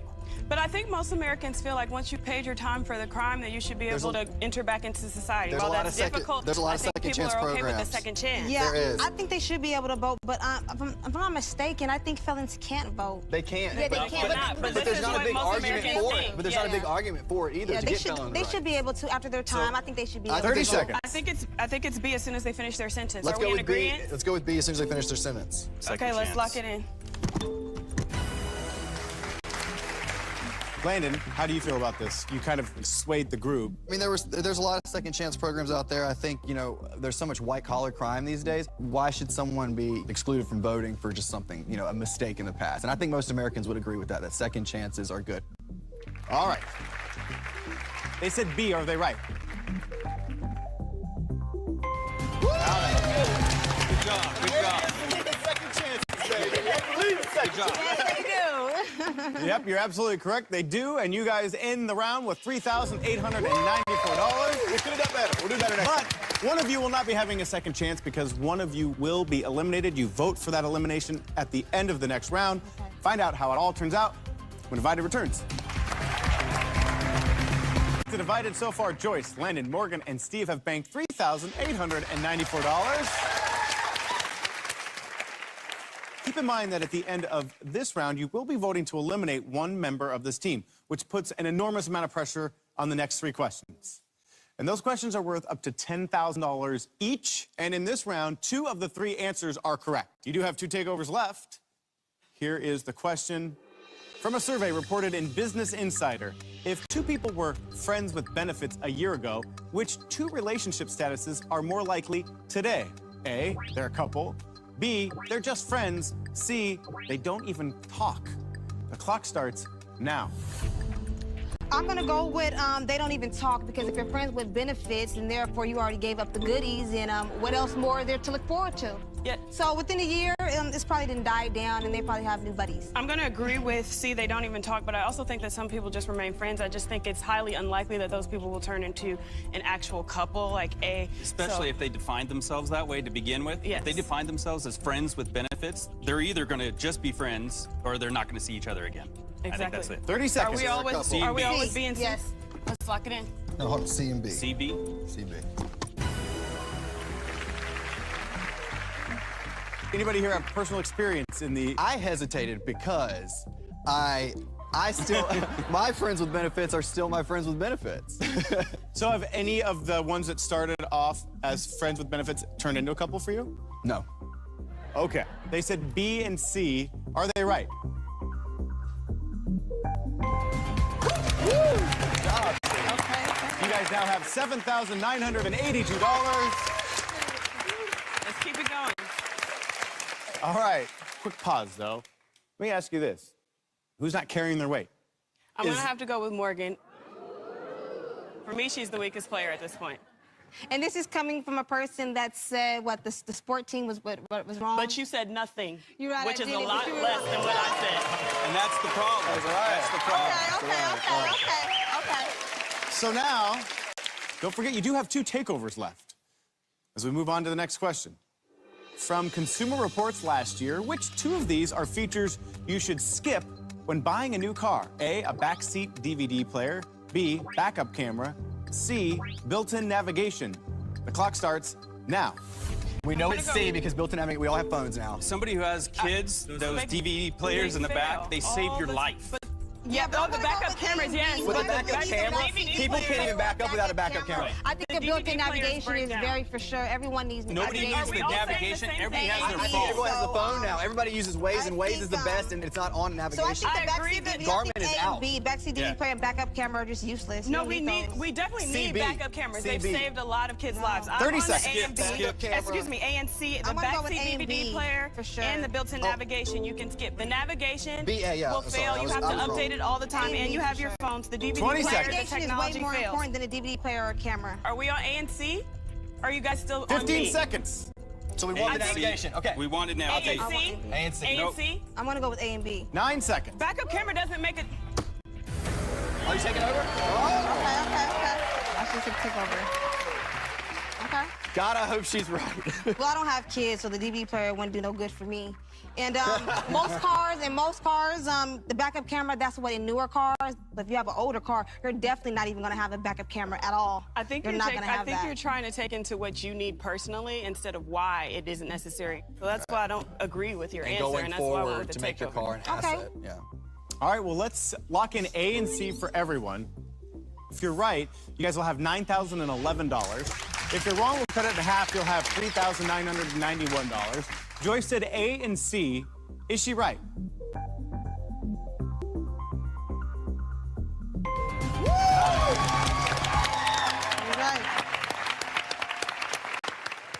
You guys now have $9,011. This is the final question of the round. You do have one takeover left. Here we go. According to a recent article in the Huffington Post, which of these personify two of the worst types of people you get stuck behind in the market? A, pays with a check. B, too many items in the express lane. C, uses tons of coupons. Clock starts now. It's B. A and C. B and C. B and C. lane? Too many people, too many items in the express, and tons of coupons.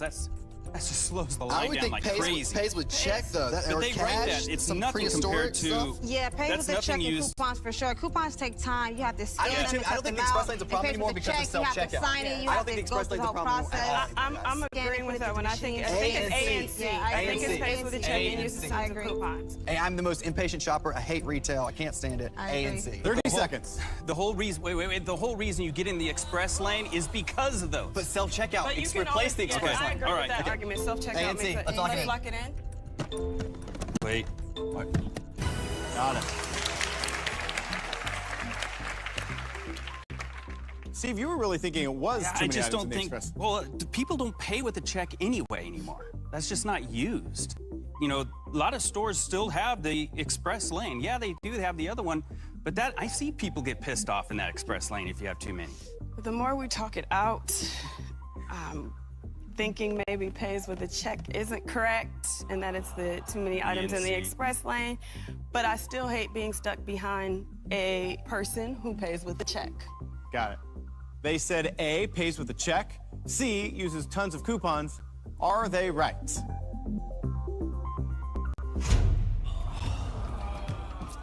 No. Sorry, Steve. Steve had it. The correct answer was B and C. Check payers did not even make the list. Oh my gosh. You have now lost half of your bank, $4,506. At this point, 4 of you have made it, but only 3 of you can continue on in the game. You have to vote to eliminate one member of this team.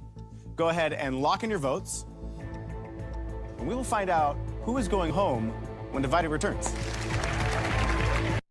Welcome back to Divided. Before the break, we asked this team to vote to eliminate one member. Joyce, I'm going to start with you. Who did you vote for and why? I voted for you, Morgan.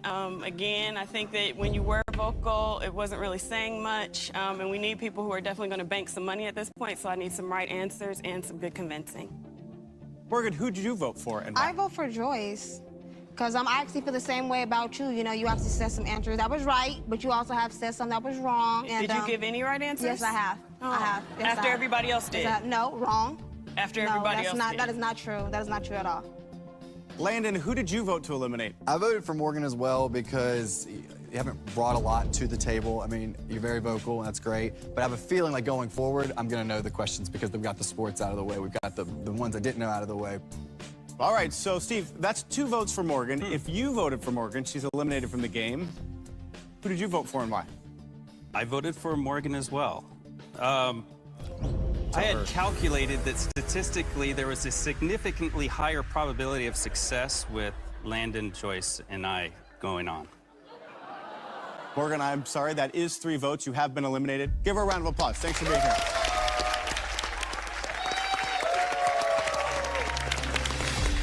All right, the 3 of you have earned the right to play on. You have $4,506 in your bank. And the next question is worth up to $15,000. And for this one, either 2 or all 3 answers are correct. You do have one takeover left. Here's the question. Which of these actors have won an Academy Award for playing a real person? A, Leonardo DiCaprio. B, Sandra Bullock. C, Jamie Foxx. Clock starts now. I know one is Jamie Foxx. And I know Sandra Bullock won it because she went for The Blind Side. Leanne Tooney, and that won an Academy Award for Best Picture. And she won Best Actress for that, I'm sorry. Leo won it this last time, and that was a true story. The Reverend? Reverend was a true story. Are you sure? That was a true story. I'm positive Jamie it was a Foxx true won it story. for Ray. For Ray. Reverend was a true story. How confident are you? 100%. Blindside might have got Best Picture instead of Best Actress. I think she got Best Actress. Reverend was a true Gravity. story. So are you confident on B? Yes, yes. 30 seconds. Are you confident on B? No, it's A. We have Leo. two or three answers. So 25 seconds. You sure, Reverend, it's a true I'm story? positive it was a true story. And you're sure about B? I know, it might have got best picture, but... 15 seconds. B was a true story. I just don't know if she won it.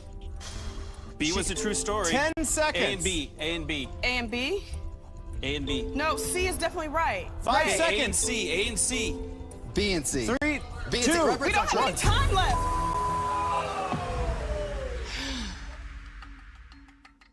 So nobody gets an answer in. Nobody hits the takeover. Time ticks away. You automatically lose half of your bank. So you have $2,253. And more painful than that, at the end, Joyce and Steve had A, B, and C, and that was correct. And you had that with an enormous amount of time left.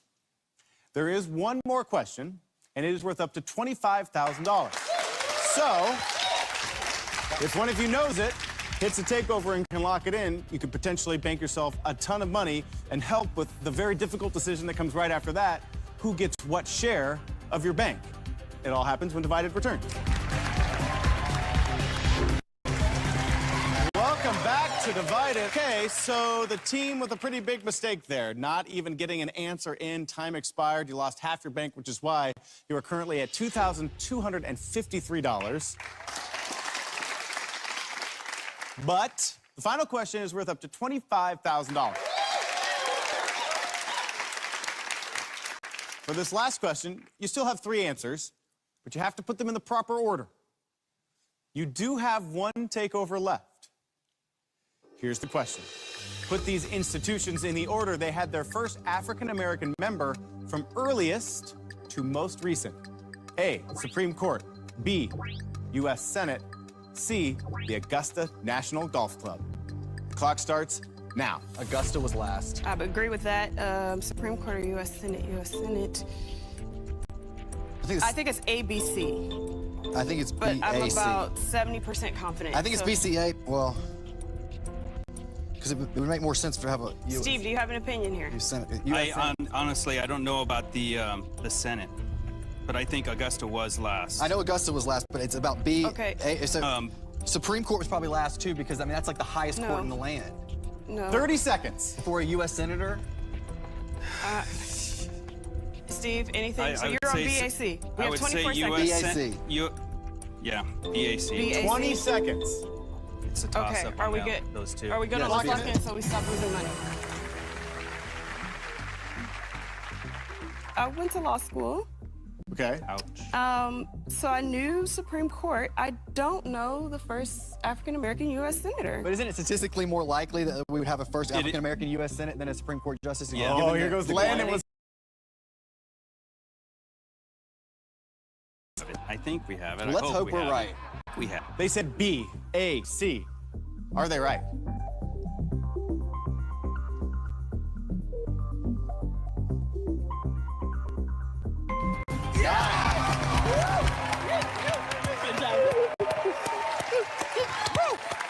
All right, so just so you guys know, the first African-American U.S. Senator was Hiram Revels, 1870, Thurgood Marshall, 1967, Augusta National, 1990. That's crazy. You guys now have $8,738. And we divide those winnings into 3 unequal amounts, 60%, 30%, and 10% of the bank. You all must agree on who gets what. So I'm gonna give you 100 seconds, but just like everything else in this game, as the time ticks down, so does your bank. The clock starts now. So I went with the most for myself. I think I used the takeover effectively. I always coordinated the entire already. game led this game. Joyce and I led this game throughout the I entire think game. Joyce did well, but I think I raised the most money at the end, and I came in there clutch. We were all on that. But you and I both agreed for C Okay, and I'm back of to us. doing my job now. We're losing money. We're losing time. I'm fine with the middle. You go with the high. No, You want to take the lowest? I really think. I think Steve is the middle here. It's I think Joyce. Steve is the middle. Joyce and I led the whole thing. Yeah, but you just resurrected from the dead. There really was nothing that you resurrected. Joyce, I'll go B. I'll go B if you go A. We C. go home with C. something. You need to go home here with with something. nothing and we go home. I'll take it. I'll take it. All right, do we need to lock in? You do. Landon, you still have B. Because I still want it. Come on, Landon. I still want it. And the first question We agreed all the way through. The only thing he had at the end, but we agreed on that. The other That two was so choices much were money. random. Landon, let's go see. Come on, come on.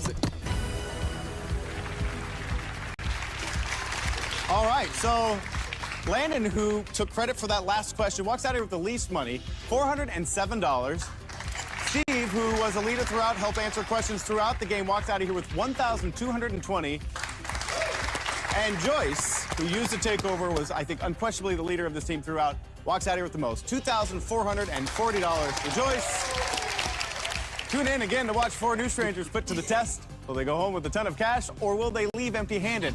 See you next time on Divided.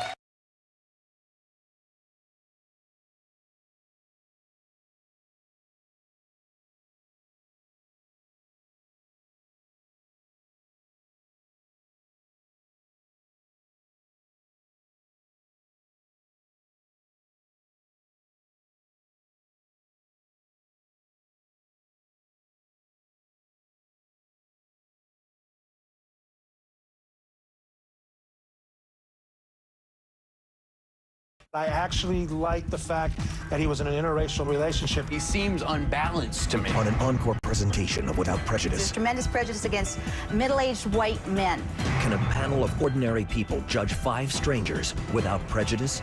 I like that he converted over 200 students to Christ. Give up Christianity. You're actually going to live a better, more righteous life by giving up Jesus. It's the provocative new series Without Prejudice. Encore presentation next, only on GSN. In less than 1 hour, one of these people will be given $25,000. They don't actually have to do anything to be awarded the cash prize. Instead, a panel of ordinary members of the public will be judging them and their lives, and ultimately deciding who should and who shouldn't get the money. But can they decide without prejudice? These 5 people are about to put their lives on trial in a game show where who they are. By the end of my senior year, I converted over 200 students to Jesus. It's heartbreaking to know that you have family out there and that you can't help them.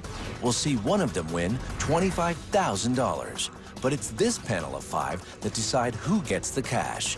Heidi's situation, however, that scares me. I'm not coming here being an incredibly black militant racist. That changes everything for me. So just because he wants to have sex with men, he's out? We definitely all have some chips on our shoulders. I don't have any chips on my shoulder. I didn't. And can they decide without prejudice?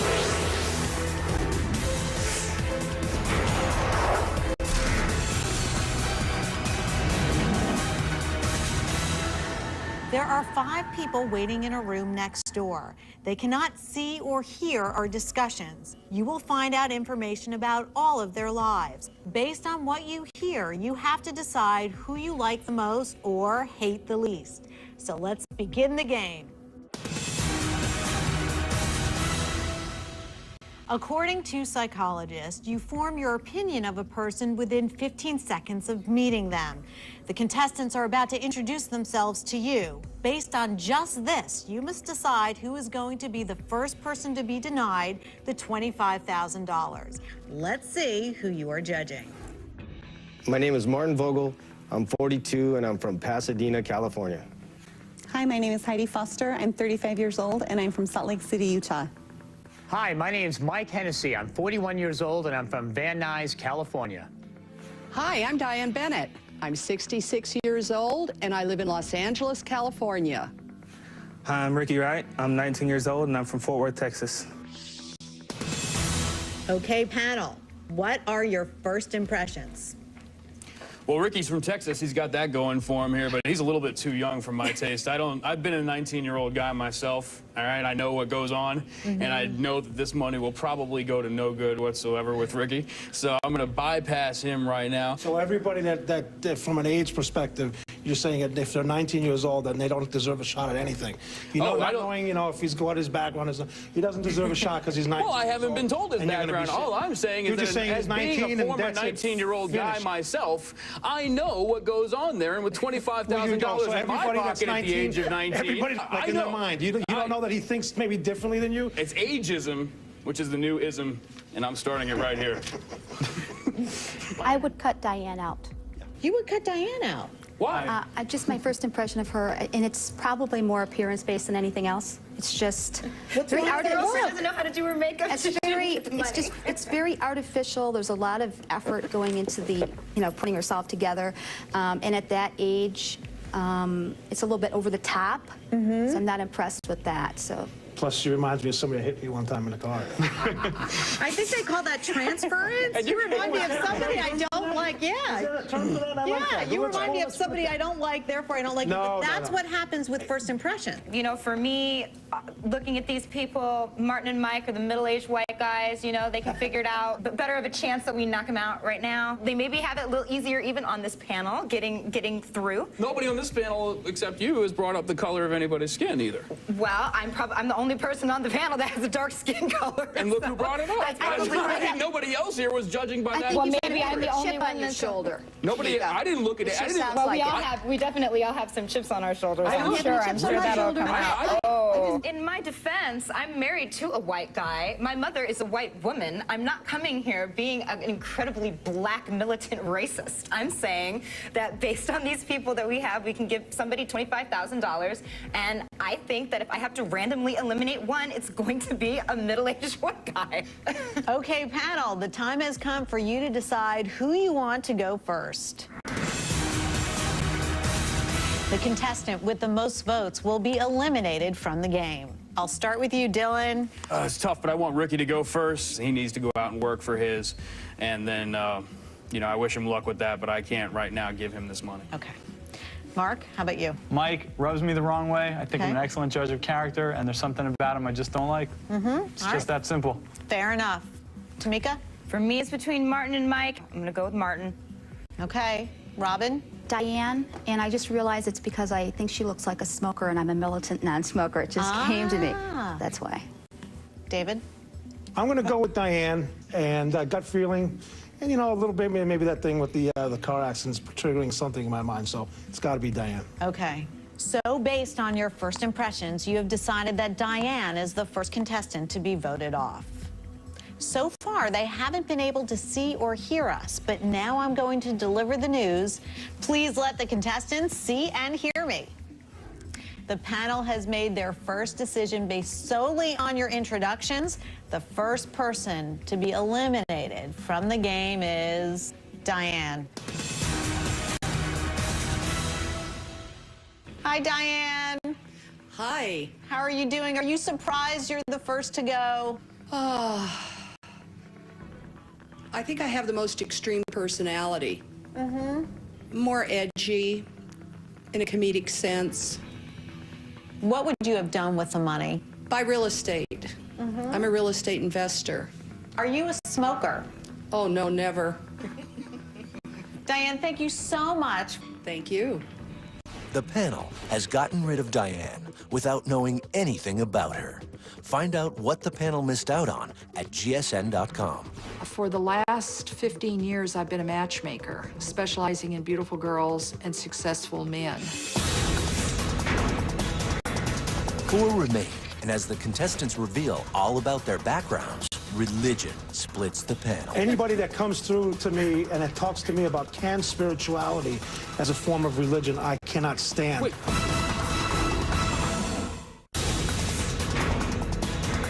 4 contestants remain. Who will be the next one to go as the panel discover all about their backgrounds? You've gotten rid of one contestant. You will now hear from those remaining. Later on in the show, we will allow you to meet and interview just 2 of the contestants. But first, you have to eliminate the others based on information you are given. Next up is the contestant's background and education. I grew up in Southern California. I remember from an early age, my parents, constantly arguing. They ended up getting a divorce when I was 8 years old. So after the divorce, I kind of became my own little man, I just internalized and just did what I wanted to do. I really didn't answer to my mother, but I did what she wanted. I moved around in schools a lot because I kept getting in trouble. I really enjoyed motorcycle racing. School really didn't matter to me anyways. It made me who I am, so I don't think I would change a thing. I was born in Salt Lake City, And then I actually was raised in a small mining town in central Utah named Huntington. I have one older sister, 5 younger sisters, and 4 younger brothers. I was always one of the older kids that got to do everything. Growing up, our family did attend church regularly. We were pretty religious, and we were what we call ourselves Christian Mormons. My parents didn't have a polygamous lifestyle. They had the belief, but they never practiced it. I had a lot of fun growing up. I was very content as a child. I grew up in a housing project right outside of Boston, Massachusetts, and my mom was pregnant with me when she was 18. I was her love child, and she had an affair with a carny. When I was 4.5 years old, my grandparents got legal custody of me. The state felt that my mother was an unfit mother. Right after 6th grade, my friend introduced me to marijuana over the summer, and I wanted to fit in. My grades plummeted. I went from the top of the class to almost to the bottom of the class, and it kind of shook me up a little bit. At age 14, I became a born-again Christian, and from there, I started spreading out to all the students in my school, and by the end of my senior year, I converted over 200 students to Jesus. I definitely attribute my life and how I was growing up to God. I mean, I definitely kept out of that because of my relationship with God. I was born in Fort Worth, Texas, and we lived there for a little bit, and then we moved to a little suburb of Fort Worth called Saginaw. And my dad worked at a dairy plant. He was a milkman. And my mom worked at a bank. She was like a bank manager and stuff. I was an only child, and I was pretty much a spoiled brat. But I wasn't a brat, but I got everything I wanted. We were a very Christian family, we still are. We were at church every single Sunday, no matter what. If I was sick or if I was dying and throwing up, I still had to go to church. At 14, I met a girl. Her name was Lindsay, and we started dating. Every day, I used to randomly get out of class. I'd go to Lindsay's classroom and look at her through the window and wave at her and stuff, tell her to come outside so we can make out. I graduated in May 2005 and moved on to the University of North Texas in Denton, Texas. I'm pretty privileged. Robin, can we go to you first? Who do you like after seeing all the background? I like Mike because of his conversion to Christianity, the fact that he converted over 200 fellow students to Christ. I find that to be quite amazing. It's extremely difficult to do those kinds of things when you're a teenager, the peer pressure, and it takes a lot of courage. I think that's great, converting 200. We can't even convert this panel to agree on anything. We convert 200 people to all Christianity. I think that's a pretty good thing. He's got to go very far away. Anybody that comes through to me and that talks to me about canned spirituality as a form of religion, I cannot stand. Wait, define I cannot canned spirituality. Canned spirituality is anything that's religious, my friend. And you're going to tell me because this guy wants to spread the beliefs of Christ, which have enriched his life, because he wants to offer that to somebody else, he should be punished for that? Or that's some kind of, that should count against him? Because the Spanish Inquisition was evangelical, but they were killing people. I mean, they're comparing this guy to the Spanish Inquisition, to people putting in people in cellars and in dungeons. No, I'm saying that there are times where you can see where some people are saying that Christ enriched their life to lead them to an action that we might not see as good. That's what I'm saying. And you're saying he's doing that? When somebody starts to yak that, you're done in my book. We've heard who you don't like. Yeah. Why don't you tell me who you do like based on what you've seen? I like Martin. I love his spirit. I like the fact that he's an individual. I like the fact that that he went through it, he did it on his own, and he didn't cry victim. All that victim stuff, again, it's like, I'm a victim, and suddenly, okay, everybody else, look at this and look at that. No, he didn't do that. What if we found out Martin was a Christian? Well, look, you know what? I like Ricky, too, and he's a Christian. Get something straight. You have a right to your beliefs. You don't have a right to push them on me, and I also, you have a right to say them, and I also have a right to click you off. Tamika, what do you think? Who do you like? I like Heidi. I think I like the fact that, you know, she worked through school, put herself through college. You know, even though she comes from a background that I'm not, I mean, I don't know a whole lot of Mormons. I'm not into polygamy. Her family seemed to be fine with that they didn't practice it. That doesn't bother me. But there's something, like when she said she's happy, there's a sadness about her. I saw it in her. I see it. Sensational revelations in the contestants' personal lives are about to rock the panel. Just because he wants to have sex with men, he's out? He offends me. As a second contestant must leave the game. Changes everything for me. A series of shocking revelations are about to change everything. Heidi's situation, however, that scares me. As the panel struggles to eliminate a second contestant. He has AIDS. It's almost time to vote off the second contestant, but before you make that decision, let's find out about their work and personal lives. What you are about to hear may change your mind. Just out of high school, I was racing my way through the road racing ranks, trying to get to a Formula 2 career. I was in a practice accident, broke my back, and went through a near-death experience. The accident left me paralyzed, and my life changed drastically. I was fortunate enough to find wheelchair racing. In '92, I was the world champion the 5,000 meters. Recently, I just won the Rock and Roll Marathon. I retired from wheelchair racing to pursue a career in art. I guess I struggled with my identity, and I partied a bit too much. After a couple DUIs and getting in trouble with the law, it was like a wake-up call. I ended up checking into my life and taking an inventory and becoming sober. I've been sober the last 10 years. I could sell my paintings anywhere from $500 to $5,000. I don't know why people think that polygamy is bad. I think it's just because we're afraid of what we don't know and what's not what we consider normal. Basically, the way our lifestyle is structured is we do have just the one man, and then we have several ladies in the family. I had known Daniel for most of my life, and when I was 16 and he was 31, then I actually joined his family. I actually have 11 children, 6 girls and 5 boys. And a protective order involved the government agencies in the state of Utah, and they felt like that because we were what has been termed as a polygamist household, that the children weren't safe being raised in that environment, and that polygamy itself is abusive. So the kids were all placed in separate foster homes. The 2 oldest girls who were taken originally were never allowed to come home, and we actually don't even know where they are.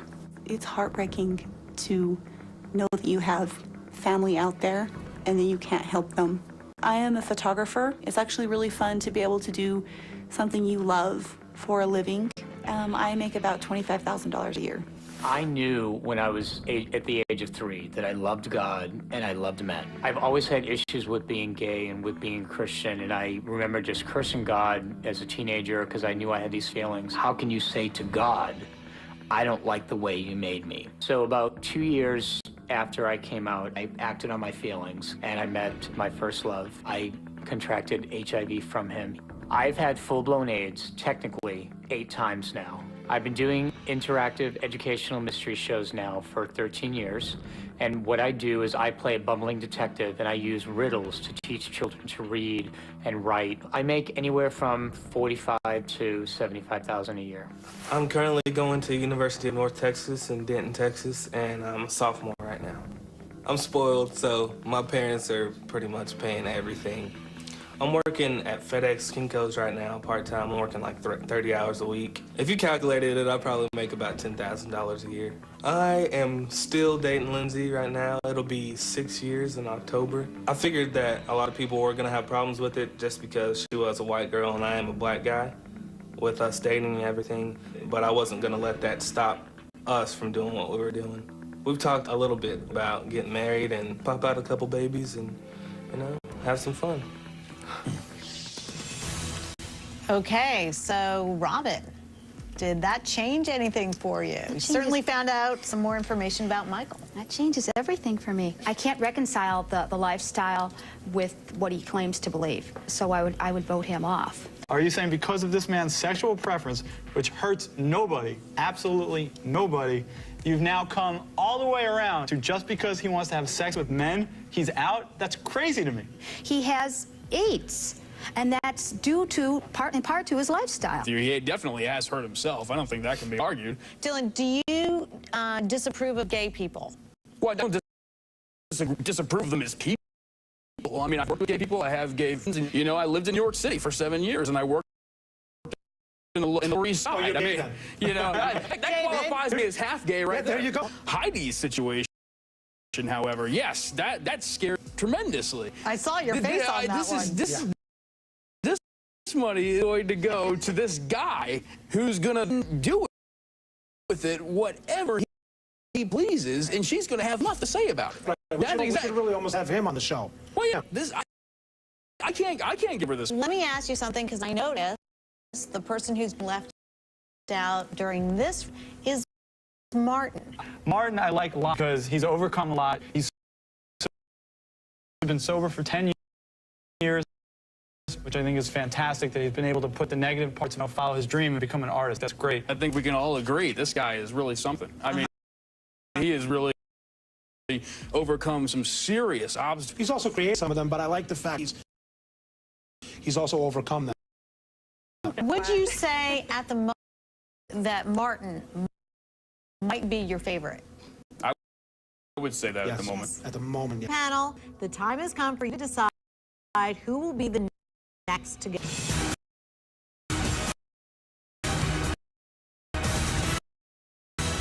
Dylan, I'm going to start with you. I can say without like the fact that this money is going to go straight to this guy without hesitation.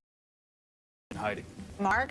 I'd say Heidi as well, but for different reasons. She seems like a nice. Frankly, I feel bad for her. She's been the victim of brainwashing, and the possibility that a single dime of this money could brainwashing her children, the ones that she has left anyway, I can't let it happen. So Heidi's got to go. Tamika? Heidi as well. I couldn't support the household. Her split from her polygamist husband, maybe, but not in the committed polygamist relationship. I just am not down. Robin? For Mike, and it was a very, very difficult decision between Heidi and Mike because both of them are breaking spiritual laws, but Mike is a representative for Christianity, and he sends a very confusing message. That's what put me over on that one. David? Same thing, it's a toss-up, but I'm going with Mike on this round. He offends me. They both do, but my spirituality and, yeah, Mike's got to go. What's interesting, Robin and Dave have been voting very similarly for different reasons. Interesting. So based on information gathered so far, you have decided that Heidi should be the next contestant to go. Your decision, the second person the panel wants to eliminate from the game, Heidi. You surprised you are the next?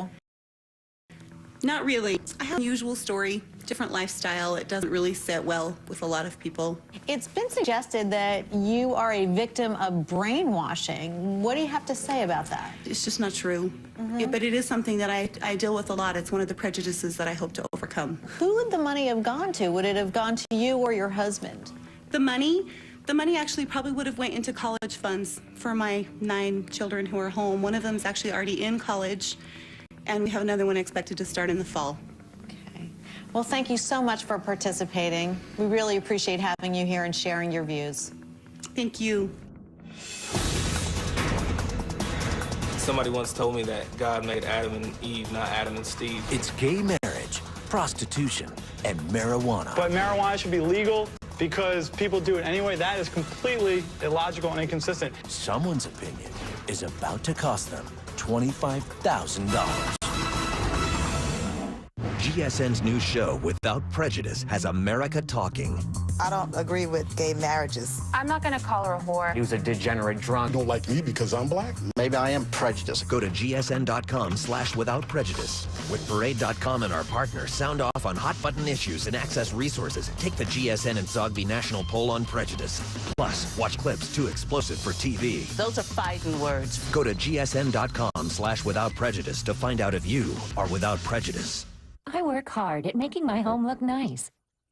So I don't want it to be obvious that I have an air freshener. Being a chameleon, well, I like everything to blend in. That's why I got this new Airwick Hidden Pleasures scented oil. Its discreet frosted glass appearance fits in with any decor, and its frosted glass refills come in the scents I love. Mmm. Kids, time for dinner. Only 3 contestants remain. Their opinions on marijuana, prostitution, and gay marriage will now determine who goes on and who goes home. So, you have 2 categories left. After hearing these, you must eliminate a third person. Next up is beliefs.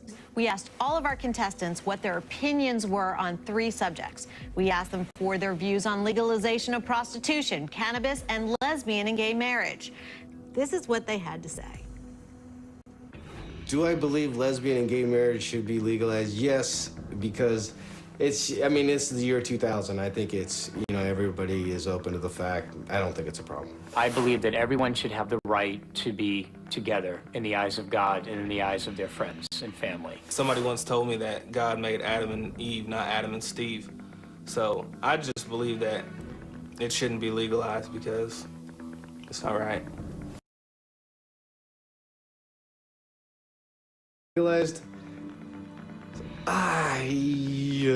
In Vegas, yes. I don't have a problem with legalizing prostitution at all. And the reason being is because I have friends that actually do it for a living. And I don't judge them. I'm not here to judge. I'm not a moral compass. I don't think prostitution should be legalized because I just think it's gross. And it's pretty degrading to the women, too. And it's pretty bad for the men that they have to go pay a woman to have sex with them. My views on the marijuana laws and should it be legalized? Yes, it helps a lot of people, of course. I think the government and people could benefit greatly from hemp. I think it's better to have it controlled rather than have it run rampant and have people be thrown in jail because they have a little thing on them. I think marijuana should be legalized because so many people do it. It really doesn't matter if you tell them it's legal or not legal. So I think they should just go ahead and legalize it and let people do whatever they want to do. Okay, Robin and Dylan, you seem to have strong reactions, but I'm going to go to you first, Robin. Okay. I'll go to Mike. Marijuana being legalized, I don't think we need more of that. God created Adam and Eve, just not Adam and Steve. That was naturally how, and I believe that's the way it should be. Ricky, I liked his answers on gay marriage and prostitution. I disagree with that marijuana thing, that everybody should just go ahead and do it because they're already doing it, so let's just legalize it and legalize one more thing that's going to cause a lot of damage. Marijuana should be legalized because people do it anyway. People have been using prostitutes since the time, but marijuana should be legal. People do it anyway. That is completely inconsistent. Maybe, just maybe, that Ricky himself is using marijuana and doesn't want to come out and say it. All right, David, your turn. Again, it all comes down to this moral ground and religion. It's funny because he lost me. I liked him. He totally lost me. That, it's just those generic cliches that it wasn't, Adam and Eve, it was Adam and whatever, Steve. Adam, I haven't heard you talk about Martin. Dylan, does that mean he's still your... No, it means that he's down significantly in my... I mean, it's just, it's all that seemed to be.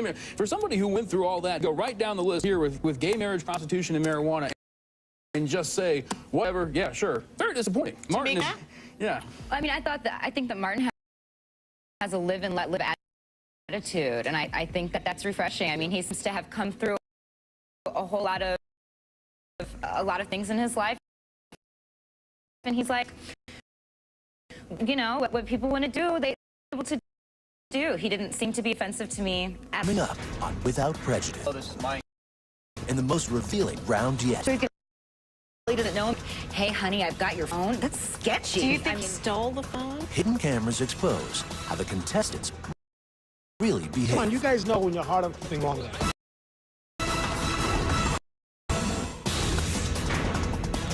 Next, hidden cameras reveal shocking backseat behavior. There was definitely a bad motive. As either Mike, Ricky is about to go home.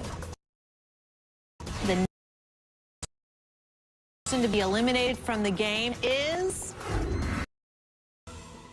This is the last category you will see to help you make your decision. Following this, you must vote contestant. Becomes in the form of some secret filming we did with them. They were put in a taxi where there was a cell phone. The owner of the cell then called it and asked for help. Here's how the contestants behaved when no one is watching. That's weird. What is that? They're probably trying to find us. Hello, this is Mike. I know. Believe me, I've lost my phone twice. It's not pretty. How do I get a hold of you? All right, cool. All right, then I will. We'll make sure we take care of this way. Not a problem. Bye-bye. Hello? I don't know. As much as I love to help, I don't know. I mean, maybe. I don't know. Is there like a taxi number? Maybe you can find the call taxi. All I did is just leave in here and you can call or something. All right. Should I leave it on the floor or just leave it in the seat or something? I don't want to make a jacket if he gets a hold of you or something. It's his phone, you know. I'd be freaking out too. I'll just put it back where I found it. Oh. Take it easy. You can answer it if you want. Is that me? Oh, there's a phone under here, dude. Wait. Well, that's f***ing weird. You didn't have a clue, man. My girlfriend dropped her phone right in my thing.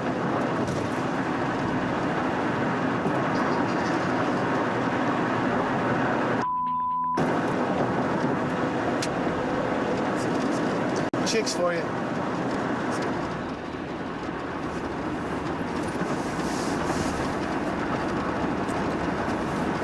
Chick's gonna be pissed. Excuse me? She don't got her phone. I got her phone.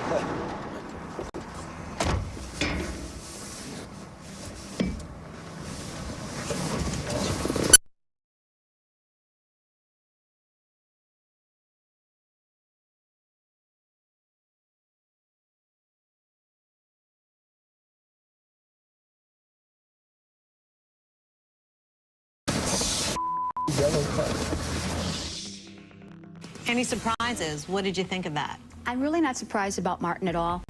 I'm not at all surprised. Robin, what do you think Martin did with the phone? I think he kept it. I do think he kept it, or I think he did something a little sinister. I think he called the girl and tried to set something up, but it wasn't right. Well, I think that Martin seems to be being sketchy on a couple of different levels here. It's like he took the phone, and then when he found out that it was a secret camera operation, he said, well, I thought it looked like a girl's phone and I wanted to hook up with her, which also seems like a sketchy intention to me. It's like, so he's gonna call this girl he doesn't know and be like, hey, honey, I've got your phone? That's sketchy. Do you think he stole the phone? There was definitely a bad motive. Whether or not, even if he wasn't trying to steal the phone, if he was just trying to take the phone to hook up with this woman that he doesn't know, that's a bad motive. Well, and so it's not that bad of a motive. If he's trying to meet up, he's trying to meet up with a random guy in taxi grabbing my cell phone, trying to call me to meet up with me to give me my cell phone back. That sounds like a bad motive to me as a woman. Come on, you guys know when your heart of he did something wrong. Well, I don't. It just didn't seem right. When something doesn't seem right, okay, you know, it probably isn't the way he did it. What about it? Okay, the time has come to get rid of someone else. Who is it going to be? Who have you voted for? Dylan? I voted for Martin. I think this is a hands-down no-brainer for me. He made the least effort out of anybody to try to reconnect this phone with its owner. Well, I say Martin goes. Okay. Mark? I voted for Ricky. He's obviously closed-minded, and his answers about marijuana and prostitution showed that he's a hypocrite. Tamika? I voted for Martin. I decided to pretend that it was my cell phone, and I really wouldn't have wanted to go through the hassle of whatever that situation would have entailed, so that's why I voted for him. Okay. Robin? I voted for Martin. It goes to character, and it just, it all adds up. David? Ricky, I felt that he is a hypocrite. So that means that based on the information gathered so far, you have decided that Martin is going home. Please let the contestants see and hear me. The panel has made their decision. The next person to be eliminated from the game and denied the $25,000 is Martin. Are you surprised, Martin, that you're the next to go? No, I'm not surprised. I thought I would be out sooner than this. Well, let me tell you, it's because of your actions in the car with the cell phone. Oh, okay. First of all, it was a red phone. So in my mind, I thought, hey, that's probably a girl's phone. To me, it was a blind date. So I turned it off and put it in my bag. Well, you know what, Martin, let's find out right now what you would have done with the $25,000. If I would have won the $25,000, I probably would have put it towards access tour I'm planning. It's with a art and ability store. Martin, thank you so much for playing with us. It was a pleasure meeting you. Have a good decision after hearing Martin's response. Yes. I didn't vote him off, so I made the wrong decision. I think that we needed to know more. The right decision. Robin? I think it goes to character. He's deceitful. How can we believe what spend the money on? Coming up, Come on out. it's the final round. The panelists finally get to meet the contestants face to face. Are you still evangelical? Do you use marijuana? How do you reconcile legalizing a drug like marijuana with your Christian faith? Mike and Ricky are about to win them or lose them $25,000. Two of the five contestants remain. Rick and Mike must now face the panel. I love Jesus with my whole heart, unless I don't agree with them. Last chance to win $25,000. I think,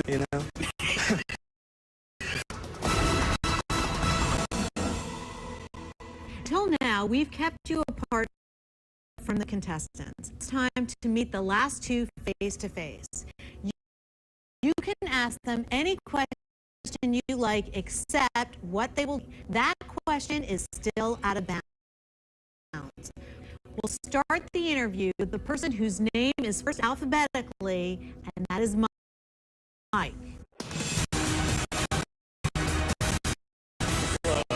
Okay. All right. Our panel has some questions for you. Awesome. Still evangelical? My relationship is all about Jesus. I love Jesus with my whole heart, and I follow everything that he teaches, unless I don't agree with him.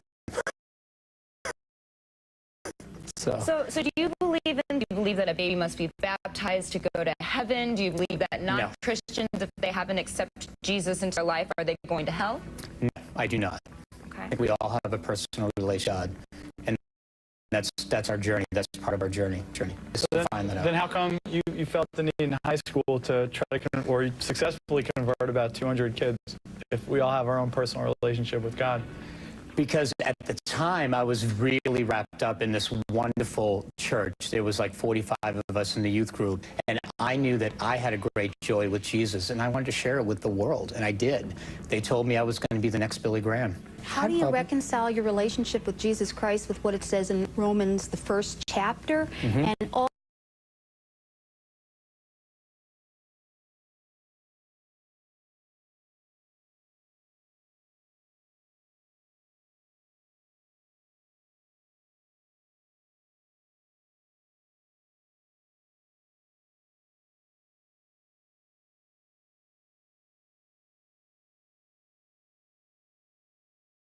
also with your legalization of prostitution and drugs and your gay lifestyle? How do you reconcile that with what the Bible says about those things?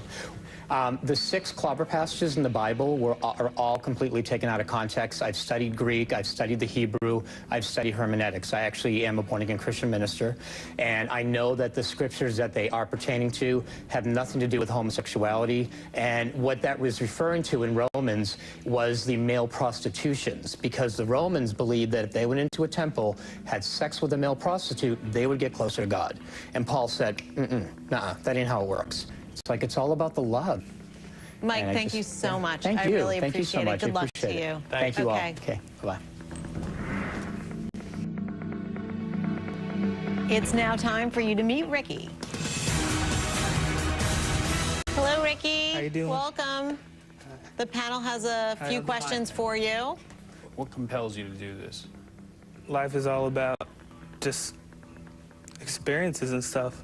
I'm learning, and this could just be one step to something else, you know? And I could just, if I don't win, it's cool. I'll learn from it or whatever. I still had fun doing it. Right. All right, Ricky, you said that prostitution should be illegal, correct? Mm-hmm. And you stated that marijuana should be legal because people do it anyway, correct? Yeah. But wouldn't you agree with me that people do prostitution anyway? Yeah. So how do you reconcile those two beliefs? Because people use marijuana for medicinal purposes too, and I don't think you can just go get a hooker or something just to, you know, make you feel a little better if your leg's hurting or something, you know. Isn't that to some extent why everyone goes and gets a hooker, though? I think they just get a hooker because they're desperate, you know. Do you use marijuana? No, I don't. Have you ever? Next question. Okay. How do you reconcile legalizing a drug like marijuana with your Christian faith? I think if they were going to legalize it, make an age limit or something like alcohol. So if it's regulated, it's okay. I think, yeah. Thank you, Ricky. Very nice to meet you. Please go back to the room, and we will see you later.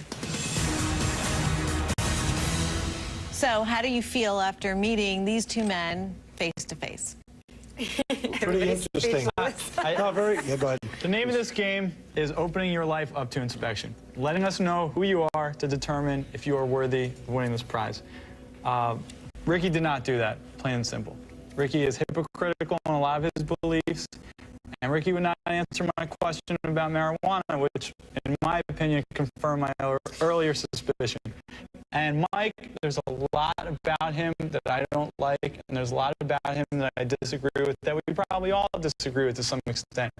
But Mike has been honest from the start of this game, and before we eliminated the last person, I saw him sitting on the edge of his seat, literally waiting to see who was going to be picked. He wants to win this game. Ricky doesn't want to win this game. Ricky doesn't care if he wins this game. All right, so he did not answer about his personal experience, but he did give us some kind of idea of how he thought it could be in society okay to consume marijuana. Is this game all about opening your life? If he had come up here and said, I'm going to cry my eyes out, or I'm going to lose sleep at night, and I'm going to go crazy and throw myself off the roof, I don't win this $25,000, there's not a chance in hell I would have given it to him. But he's up here like a man, so I respect that. Robin? I liked Ricky.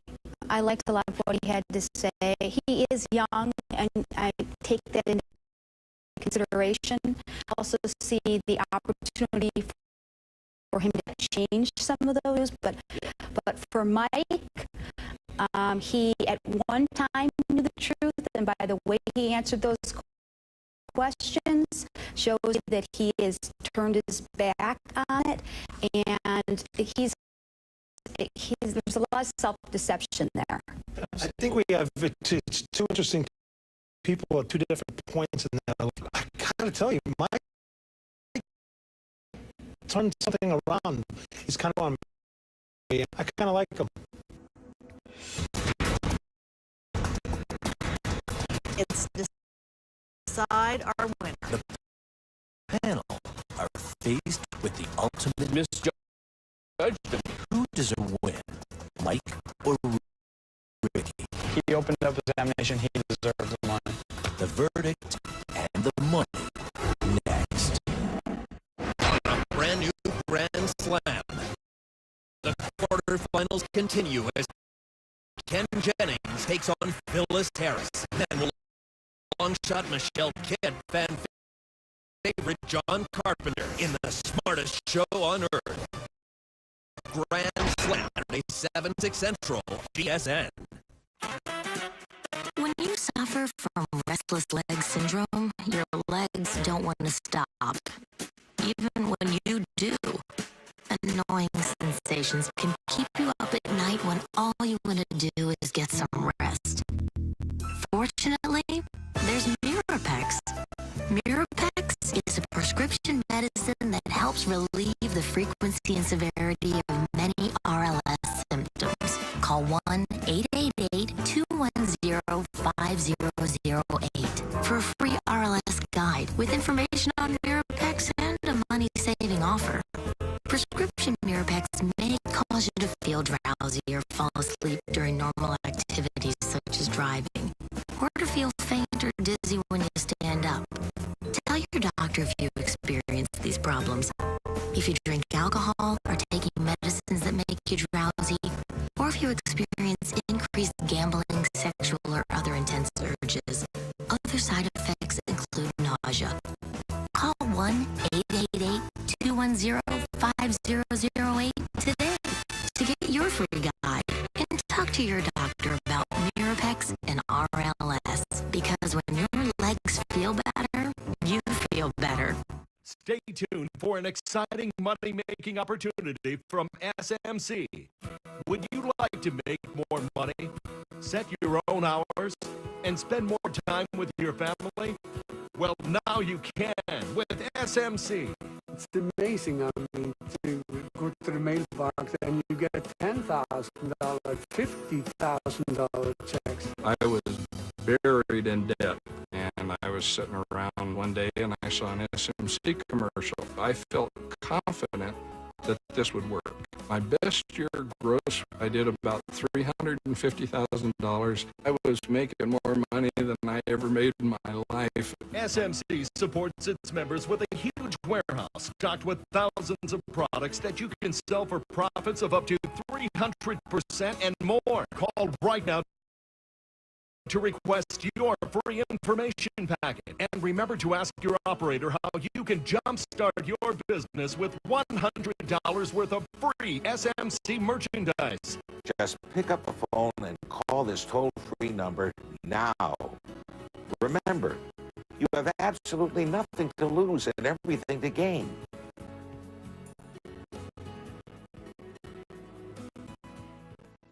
Where does it hurt? New Elite liquid gels can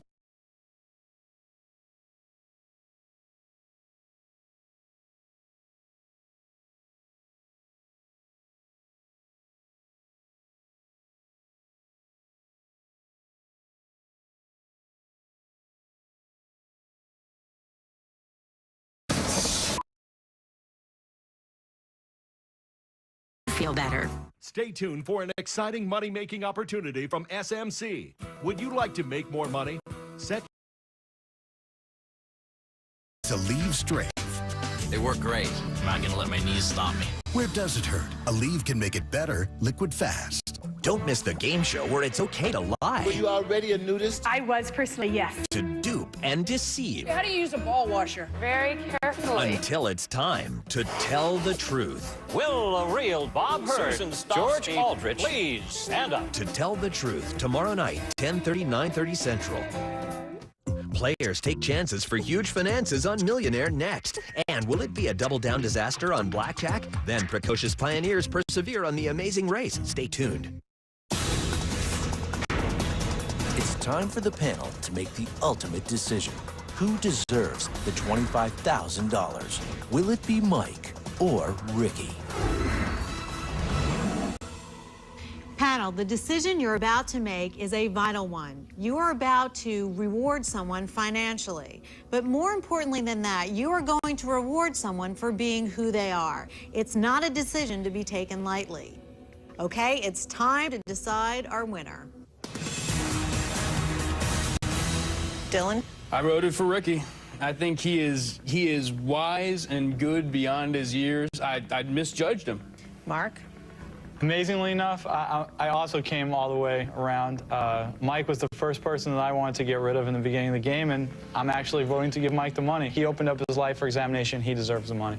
Tamika? Well, I really liked Mike, but I'm voting for Ricky. I think it's better to help Ricky out with college. Robin?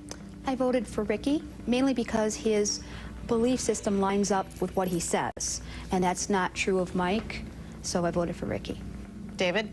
I voted for Mike. He really turned things around in that sense for me, and I really saw a different character in him than was shown, previous to this. I go with Mike. Okay. So, you have decided that Ricky will be given the $25,000. Let's bring Mike back into the studio. Hello, Mike. Hey there. Hi, everyone. Thank you so much for taking part in our show today. And the panel has thought long and hard about their decision, and they wanted to make sure that the money went to the right person, and unfortunately, they decided against you. I am sorry for that.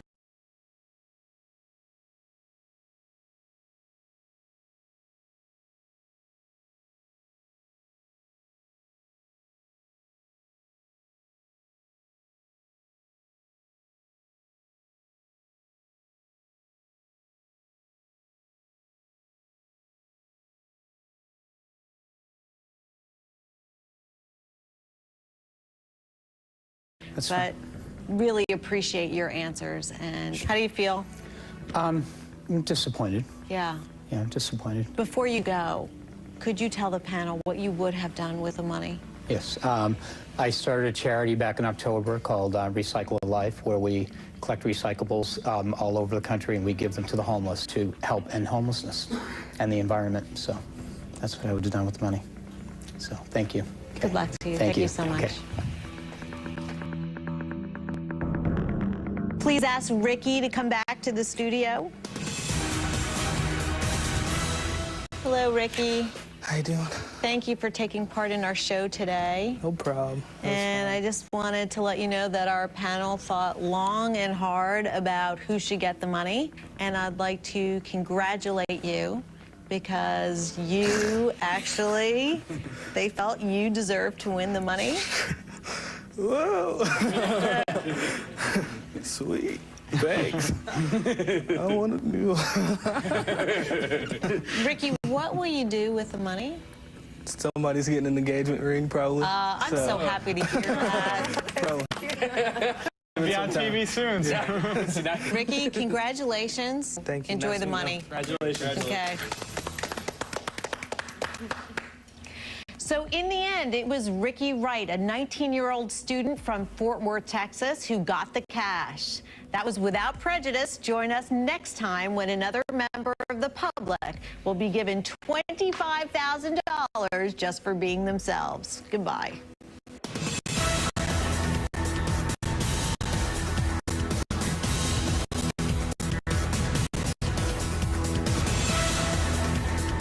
Watch Without Prejudice without waiting. Go to gsn.com/Without Prejudice for a revealing rebroadcast of tonight's provocative episode. See what experts really think about today's hot button issues and catch a sneak peek of next week's show.